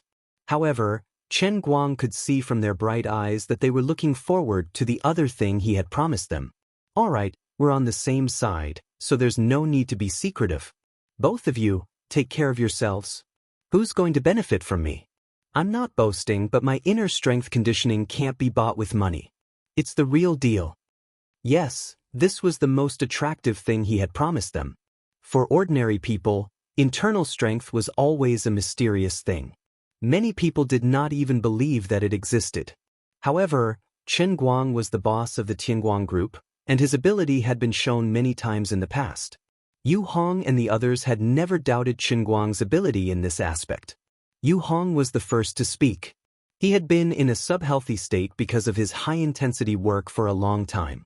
Recently, he had been even busier. He often felt dizzy, his memory was failing, and his whole body was aching. In addition, none of his friends and relatives had any problems, so he would benefit from it. The specific process was not complicated. Chen Guang asked Yu Hong to sit cross-legged on the coffee table in his office and pressed one hand on his back. Chen Guang then transformed the true martial divine art into one of the 400,000 types of internal strength martial arts that he had mastered. He slowly injected the internal strength into Yu Hong's body through his palm. About the time it takes for 2 incense sticks to burn. Alright, half an hour later, Chen Guang stopped his technique. Yu Hong opened his eyes, his face dark and dirty. As he stood up, he kept burping and his stomach rumbled. "Boss, sorry, I have a bit of diarrhea." Chen Guang said cheerfully, Go. It's normal to detoxify. You'll be fine after you finish." Less than a minute after Yu Hong left, Su Li walked in shyly. "Boss, I have a presumptuous request." Chen Guang did not mind at all. "What's on your mind? What's there to be embarrassed about?" "My father is old and his body is not very good. He liked to drink too much when he was young, so the old problem with his liver is quite serious." Chen Guang waved his hand. "That's easy. I'll take care of it myself. Little Su, I'll remember what you said. I'll introduce you to a famous doctor later." Su Li was overjoyed. "Thank you, boss." "You're welcome. We're brothers." After being a boss for a long time, although Chen Guang did not deliberately win people's hearts, with his current status, even treating people harmoniously was a strong enough method to win people's hearts. That's right. Su Li was still a little hesitant. Chen Guang did not know what to do with his CFO's temper. "Just say what you want." Actually, my father is in Beijing, but it's a little inconvenient for him to go there due to his physical condition." Chen Guang suddenly realized why Comrade Little Su was hesitant. It turned out that he had to make a trip. "Hey, I thought it was a big deal." "It's not a big deal. Anyway, I'm planning to go to Beijing soon. Give me your father's phone number and address. I'll go find him directly." Seeing that he agreed, Su Li was relieved and said gratefully, "Thank you, boss." "Don't be like that. It's not a big deal. As a boss, it's normal for me to comfort the family of my employee." Su Li scratched his head in embarrassment. "That's right. I'm too happy." Chen Guang had originally planned to go to Beijing to find Chu Zijin, so he did not delay. The next morning, he bought a direct flight ticket to Beijing. There was also an interlude. Before he left, he pretended to call Chu Zijin to comfort her and comfort the little girl's hurt heart. When she received a rare call from Chen Guang, Chu Zijin did not show much loneliness on the phone. She felt that it was okay, just a little disappointed. Chen Guang could understand her feelings. Although she was facing failure, Chu Zijin had a rich experience of success. She must have learned a lot from the first 3 episodes and planned to use the last 3 episodes to turn the tide. Chen Guang did not tell her that he would be coming to Beijing. He wanted to give her a surprise. He hoped that she really had some great ideas. When the time came, she would cooperate with him. The effect should be pretty good. He arrived at Yanjing around noon. First, he went to the sanatorium where Su Li's father lived and had a cordial conversation with the enthusiastic old man. After that, he made some slight adjustments to the method he used on Yu Hong and repeated it. Before he left, Chen Guang called the Guangding General Headquarters and found a famous doctor for Su Li's father. Other than the 10,000 Flower Valley, there were 2 or 3 other sects in Jianghu that specialized in medicine. With Chen Guang's face, as long as he did them a favor, they would rush to come. When he finished these trivial matters, it was already close to 4 in the afternoon when he arrived at the temporary headquarters of Tianguang Media in Beijing. Since he wanted to give Chu Zijin a surprise, Chen Guang obviously did not want her to know in advance. From the moment he entered the temporary headquarters, he greeted everyone who recognized him and made a gesture of silence. Then, he found his way to the door of Chu Zijin's office and heard the sound of quarreling from inside. Chen Guang was shocked. This was the biggest joke in the world. There was actually someone in the world who dared to find trouble with my people? Standing outside the office of Tianguang Media CEO, Chen Guang pricked up his ears and eavesdropped on the conversation inside. "Director Chu, it's really not that we are being unreasonable. As you can see, it's already the 3rd episode of the program. The ratings for the latest episode last night have also come out. This is too low. This is a little out of proportion with the initial investment of our company. If this goes on, I won't be able to answer to the board of directors. In Chu Zijin's office, a middle-aged man in a suit and leather shoes in his 40s was arguing with a red face and a thick neck. There were 3 other people beside this middle-aged man. At this time, they had a similar expression, looking indignant. Looking at these 4 people, Chu Zijin could not help but secretly frown. She really did not think that this kind of thing would happen to her. Everyone, we are all doing things according to the contract. If all business is like what you request, tearing up the contract just because of the slightest bit of trouble here and there, isn't it a little inappropriate? Chu Zijin restrained her temper and said to the 4 people in front of her in a seemingly calm manner. She could not help but be angry. The recent continuous decline in ratings had already made her very annoyed. Especially after the ratings for the 3rd episode came out yesterday, she was even more annoyed. It had actually fallen to a tragic figure of 1.4%. It did not even enter the top 5 in the country during the same period. Now, Chili Pepper TV, Bamboo TV, and Tianguang Media were very passive. Chu Zijin was also aware of this, but this did not mean that she would admit defeat. Before the dust settled, she still had a chance to turn the tables. Originally, she had intended to use the remaining time to properly plan the specific plans for the next 3 episodes, and then strive for perfection. After exploring the first 3 episodes, she now had a lot of ideas in her mind. Moreover, she had already implemented more specific ideas in her plan. All she had to do was to go all out and start working. But today, my God. The 4 major sponsors of the program had come together to say that they wanted to tear up the contract and not pay the remaining half of the sponsorship fee. Their reason was also very simple. The program's performance completely did not meet expectations. Not to mention the previously signed contract that mentioned the tiered price starting from 2%. Now, even the guaranteed 2% was very far away. The original main sponsorship fee was 100 million, and the 3 special sponsorship fees added up to 60 million. According to the market, a program that could receive a sponsorship fee of 160 million should indeed guarantee at least 1.5% of the ratings. My God.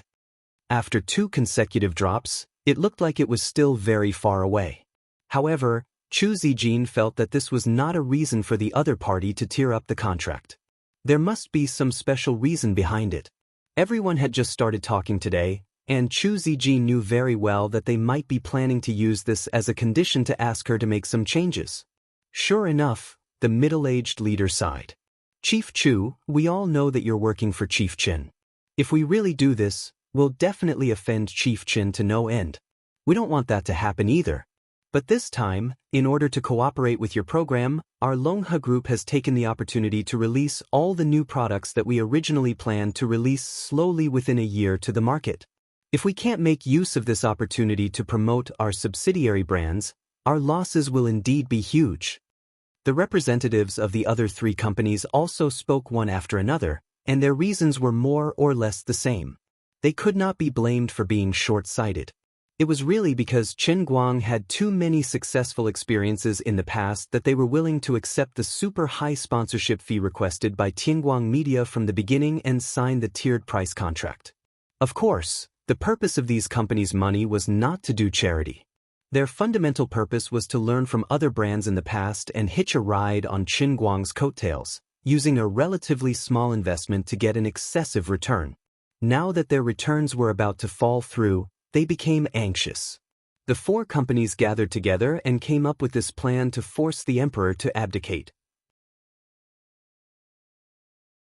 Chu Zijin had been the leader of Tianguang Media for a long time, but now she was no longer the innocent little girl she used to be.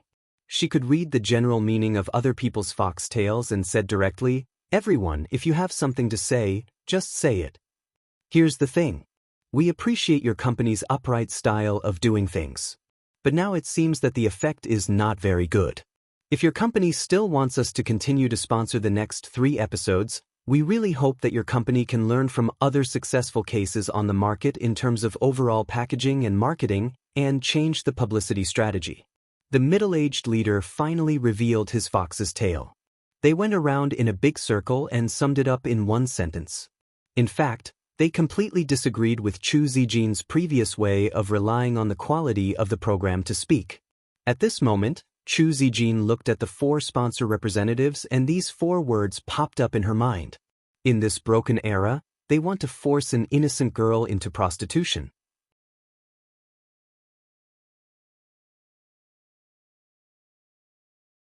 Chapter 1141. Chen Guang, who was outside the door, was also infuriated. I understand what you guys are saying, but aren't you guys looking down on me? You guys are looking down on Tianguang Media, thinking that Tianguang Media will fail if they don't engage in dishonest practices. Then, you guys are looking down on Chu Zijin, whom I personally appointed. You guys are looking down on my, Chen Guang's, taste.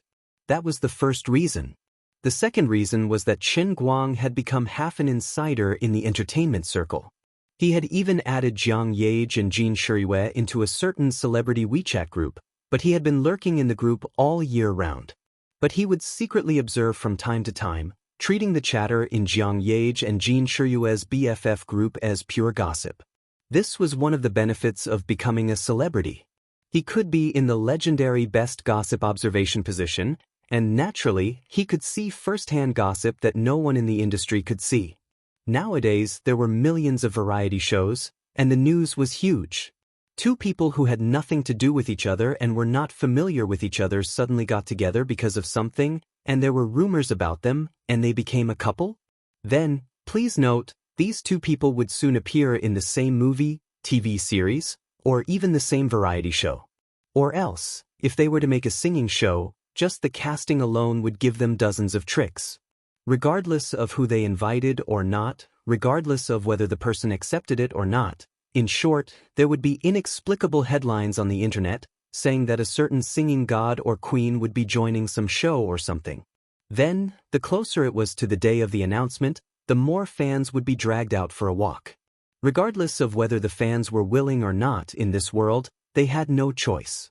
The singer you admired was originally someone who was indifferent to fame and fortune, and only focused on making music, but for some reason he would be criticized on the internet, saying that he was showing off by focusing on making music, saying that his style was either too high or not for normal people to listen to. Are you angry? Are you going to speak up for the artist you admire? Sometimes, in order to deliberately mislead people, many variety shows would go through many twists and turns just by announcing the name list. First, they would let you know who would be in the limelight. Then, they would give you an outline. One moment, it looked like Sun Yanzi, and the next moment, it looked like Deng Ziki. In the end, when the person came out, it turned out to be Kai Qin. On the day the dust settled, Kai Qin suddenly had something to do and couldn't come again. Then, she was suddenly replaced by another big-shot guest who, temporarily, saved the day. The various fan groups who had slipped away could do nothing but scold them for being retarded. Most of the time, under the intentional or unintentional guidance and instigation of others, no one could remain unaffected. Another example, at a certain time, a certain period of time on the internet focused on nostalgia for a certain TV series of the past, or various marketing accounts reposting related clips. Don't be surprised, it was most likely a sequel to continue earning money. Another example, in the middle of the show, a guest who was originally a normal person suddenly went crazy. He attracted all kinds of hatred on the show, saying all kinds of nonsense that slandered tradition and inverted right and wrong, doing strange things like drinking fake wine while doing the show, and then acting crazy. The audience thought that he had really gone crazy, and all kinds of attacks and curses, but in fact, he was just being paid to avoid trouble. He was just selling his face and taking the blame. There was no other way. The show needed popularity, and it needed attention. Otherwise, they would invite some extremely strange guests to come out, such as, I left my parents at the age of 3 to travel alone, or, I sold the old hen that laid eggs at home and walked 8,000 miles to come to this stage. In short, there were thousands of ways to create hype in this world. There were only things that you couldn't think of, but there was nothing that these people couldn't do. In the past, Chen Guang didn't know about these tricks, but after lurking in the female celebrities BFF group for a long time, He often heard people complaining about how they were CP'd with so, and so on. Sometimes, these big shots were quite painful.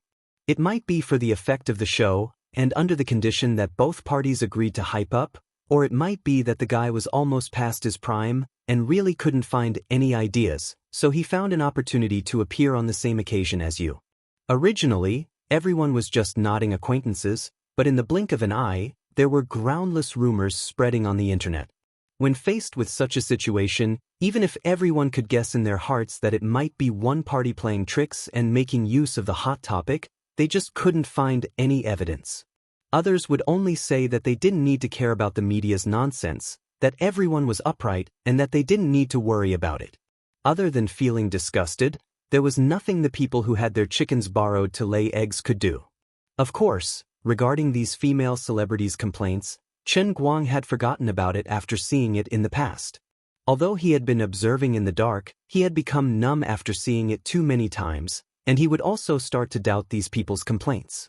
Not everyone in the world could be like Jiang Yage and Jin Shiriyue, living so sincerely. These people's words were half true and half false, and there were half true and half false. It was even possible that someone secretly worked to make use of other people's hot topic and then turned around and complained in front of others. It was also possible that she actually knew from the beginning, but in front of her group of girlfriends, she pretended that she didn't know and felt wronged. That was a group of girlfriends, and it was a woman's jianghu. Chen Guang didn't have the mood to understand other people's jianghu. It was too complicated, too tiring and meaningless. But now, led by the Longhe group, the four sponsors were obviously planning to pull their own Tianguang media and their capable subordinate Chu Zijin into such a lowly jianghu. But he was not in a hurry to break in. He was also curious in his heart, wanting to know what decision Chu Zijin would make in such a situation. Chu Zijin, who was facing the four sponsors alone, didn't express her position immediately, but thought for a short while. Based on her original character, she would definitely not hesitate to fall out with them. But this time, they were not wrong in some aspects. Hi! My God! The ratings were indeed getting worse and worse. Next, the program would have about a month of adjustment period. Actually, it was supposed to be broadcasted while filming, and the fourth episode was supposed to be broadcasted next week. But after a discussion between the three parties, including Chili Pepper TV, they decided to slow down and replace it with another program for this month. As for the next 3 episodes of the program, everyone needed to overturn their previous ideas and create a new masterpiece. No one could afford to fail. Chili Pepper TV, Bamboo Platform, and Tianguang Media had invested a lot into this program. Not only did they invest money, but they also invested a lot of manpower and resources. No one could afford to fail completely. Perhaps to Chen Guang himself, this was just an insignificant failure of his company. Even if he lost all 180 million yuan, based on the current box office trend of women, a mere 180 million yuan might not even be a concern to him. But that was only because Chen Guang himself was standing at another level. But to Chu Zijin, Chang Xiaotsong, and the leaders of Chili Pepper TV, hi! My God! This program was almost half of their career, and they couldn't afford to fail. After a long time, Chu Zijin gritted her teeth and said, "Mr. Li, of course I understand what you mean, but I don't want to feign civility with you. What you hope for won't happen. Our Mr. Chen has never done those things, so as one of his businesses, we, Tianguang Media, will never go against his usual policy."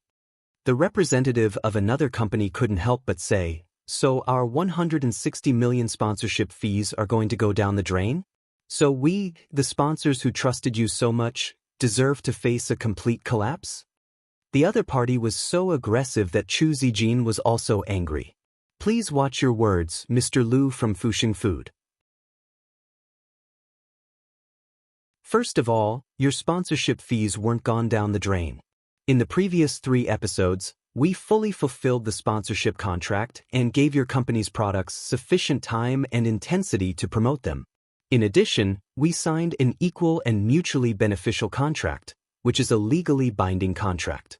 You chose to sponsor our program because you had your own considerations, and we didn't force anyone. But your ratings failed. Mr. Li from Longhe Group questioned loudly. Chu Zijin's expression didn't change. This is because of the market. This is also a normal risk range. Even Microsoft will lose money when they acquire Nokia. What's so strange about that? Risks and benefits always coexist, right?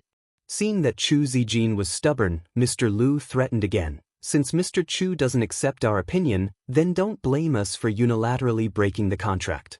Chu Zijin was so angry that she laughed and sat back in her office chair. Then I'll see you in court. Mr. Li from Longhe Group wasn't easy to deal with either. Do you think we're afraid of Tianguang Group? In our contract, it is clearly written that as a sponsor, we have the right to make suggestions on the program planning. If both parties have any objections, we can ask for a discussion to resolve it. Tianguang Group has completely ignored our opinions, so of course we can reasonably terminate the contract. Chu Zijin, of course, remembered the relevant content of the contract. She could only say that she was helpless about this, but she couldn't back down. She said coldly, "Okay, then we'll see how it's decided." At this moment, the door to her office was suddenly pushed open. Mr. Li from Longhe Group, Mr. Lu from Fusheng Food, and the others, who were still aggressive a moment ago, turned around to see who it was and froze. They were even at a loss of what to do. Why was Chen Guang here at this time? Wasn't there a rumor that he had just returned to Beijing and was peacefully studying at his university as a reclusive college student? The companies of the four major sponsors had also carefully considered the risks before they set off. They dared to cause trouble for Tianguang Media because they knew that Chen Guang didn't care much about Tianguang Media. Everyone knew that Chen Guang's movies were now very popular. Those who paid close attention to Chen Guang also knew that he had begun to get involved in the environmental protection industry and the photocatalyst industry. They felt that Tianguang Media's small business had become insignificant in his eyes. Otherwise, he would have appeared in the previous 3 episodes. They felt that even if they broke the contract, they wouldn't offend Chen Guang too much. That was why they were so impulsive. But they didn't expect that when they were looking for Tianguang Media's Mr. Chu, they would run into Chen Guang, who was supposed to be studying in Beijing. This was King embarrassing. Mr. Chin. Mr. Lu from Fusheng Food said with a laugh. "Hello, Mr. Chin, what a coincidence." Mr. Li of the Longhe Group reacted faster. He immediately changed the topic, intending to lead the topic in another direction. They wanted to put pressure on Tianguang Media and make Chu Zijin yield. But Chen Guang's reputation was also very well known in the country. As for his style and means of doing things, there were even specialized scholars who had appeared on the internet one after another to interpret it. Everyone knew it very well. Take the recent racial discrimination case of American Airlines as an example. Countless people were speculating what kind of price American Airlines would offer to settle with Chen Guang privately. But it had been several days since the incident happened, and every day, there were reports of the latest developments from the other side of the sea. There was no sign of the possibility of a settlement between the two sides. Baker Law Firm was extremely tough and received support from all aspects of public opinion. The stock of American Airlines plummeted. Because of this incident, more than 30% of its market value was lost. The impact was even greater than a plane crash. Many people secretly speculated that, based on the losses suffered by American Airlines and the tragic situation of the Schultz family, who was already detained for another case, if Chen Guang was willing to settle privately, he would probably get more than $400 million. But he didn't. Now that the Schultz family had been exposed and American Airlines had suffered heavy losses, there was no other way but to go to court. But according to past experience, even if he could win in court, he could only get more than $100 million in compensation at most. It was obvious that he couldn't live with money. But why did he do this? Many people speculated about his motives, so much so that they almost formed a Chen Guang school. In the end, everyone came to a very painful conclusion. He was willing. Well, according to Baker Law Firm, Chen Guang wasn't suing American Airlines for himself. He was speaking for everyone who had been discriminated against by the airline industry. In fact, American Airlines already regretted their actions. In order to recover from the decline, They even issued a total of 20 new regulations. The purpose was to self-reflect, apologize to the public, and promise that similar things would never happen again. But even so, it only managed to stop the stock price from continuing to fall. If an apology was useful, why would the court be needed? Chen Guang was clearly harming others without benefiting himself. Everyone had different opinions about Chen Guang's actions. The people felt that he was very righteous and cool. They liked to see him challenge the leading companies as an individual. It was very chivalrous, and he could still win. But those with vested interests were not so happy. They were used to dealing with everything in the way of businessmen. Similar things had happened in the past, but there was never a time when the problem couldn't be solved with money. If $1 million couldn't solve it, then $10 million. If $10 million couldn't solve it, then $100 million. If $100 million couldn't solve it, then $200 million. As long as the problem could be solved with money, it was not a problem. But for someone like Chen Guang, despite holding a high position, he still acted like a barefooted man who wasn't afraid of wearing shoes, which made them feel fearful. They weren't afraid of idiots, but they were afraid of idiots with power and influence. As for Chen Guang, who was already a member of the upper class but didn't have the self-awareness of being one, they loved and feared him, be it in the political and business circles of Europe, the United States, or China. Now the four major sponsors were in an awkward position. They were a little afraid. Chu Zijin didn't feel good either. She hadn't suffered many setbacks since she was young, and this was the first time. She never blamed Chen Guang for not caring about Tianguang Media. Instead, she often blamed herself in her heart. Chen Guang trusted her so much, handing over $1 billion and such a big company to her. Alright, in fact, he had volunteered to do so. But now it seemed that she had messed it up. She had originally planned to put all her effort into the last 3 episodes and fight to the death. No matter what, she had to make up for the decline. But today, she encountered the pressure of the 4 major sponsors. She was still in a terrible situation when Chen Guang suddenly came in and showed him her down and out. Chu Zijin quietly looked at Chen Guang's seemingly calm expression and guessed that he was probably very disappointed in her. "Boss, I'm sorry." Chu Zijin sighed and decided to take the initiative to take responsibility. Unexpectedly, Chen Guang waved his hand and interrupted Chu Zijin. "Let's talk about this later. I'll have a good talk with these 4 first." Mr. Li of Longhe Group said embarrassedly, "Mr. Chen, we are here today to see the situation and understand the specific plan of your company for the next 3 episodes." Chen Guang grinned and said with a fake smile, "Mr. Li of Longhe Group, I heard every word of what you said to my little Chu just now. It's not necessarily a good thing for people to have good ears, but there's no other way. Mr. Li, your voice is like thunder. It's impossible not to hear it." The 4 sponsor representatives suddenly froze and cursed in their hearts. "You are a billionaire. How could you do such a lowly thing like eavesdropping?" Mr. Li, Mr. Liu, and the others were in the air for a while, feeling extremely uncomfortable. They couldn't make up their minds at that moment. Hi! My God! If they didn't change their strategy, they thought that it would be impossible for them to make a comeback in the next 3 episodes. But if they continued to sponsor, it was basically like throwing meat buns at a dog. It was like throwing money into the water. These 4 companies were all private enterprises, unlike some large state-owned enterprises that could lose tens of millions of dollars without blinking an eye. But now that the matter had been exposed by Chen Guang, if they continued to demand to tear up the contract, it seemed that they would offend him again. What should they do? Mr. Long and Mr. Li hesitated for a long time, frantically weighing the pros and cons in their hearts, but still reluctantly decided to give in. He sighed and said, "Mr. Chen, we didn't really mean that before. We were doing it for the sake of the show. Forget it, it's indeed our fault.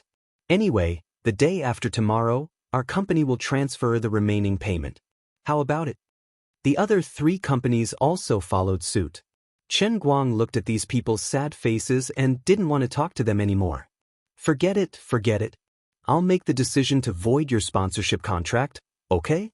You don't have to pay the remaining payment, and we won't hold you responsible for breaking the contract. Of course, the previous 3 episodes have been fulfilled, And we won't refund you. We don't owe each other anything in the future, okay? Mr. Li thought that Chen Guang was bluffing. Mr. Chen, that's not what I meant, Chen Guang interrupted him again impatiently. Can we be more honest? If you don't want to sponsor, then don't sponsor. Don't make it seem like I'm threatening you or something. We don't lack money. I'm grateful for the previous cooperation, but for the matters in the future, let's go our separate ways, okay? Mr. Li and the others looked at him suspiciously. This, Mr. Chen, do you mean it? Yes, yes. This time, the people from the 4 sponsors finally left happily. They went back and arranged for people to come to Tianguang Media to handle the handover. When most of them had left, Chu Zijin said hesitantly, "This doesn't seem to be a good idea?" Chen Guang shook his head. "It doesn't matter. They'll regret it." Chu Zijin thought that he was going to settle the score later. Unexpectedly, Chen Guang said, "When they see the ratings for the next 3 episodes explode, if it were me, I would definitely find a piece of tofu and kill myself." You're tuning in to the Wang Lin's Journey YouTube channel. Don't forget to subscribe and join us on this journey to catch the most captivating stories.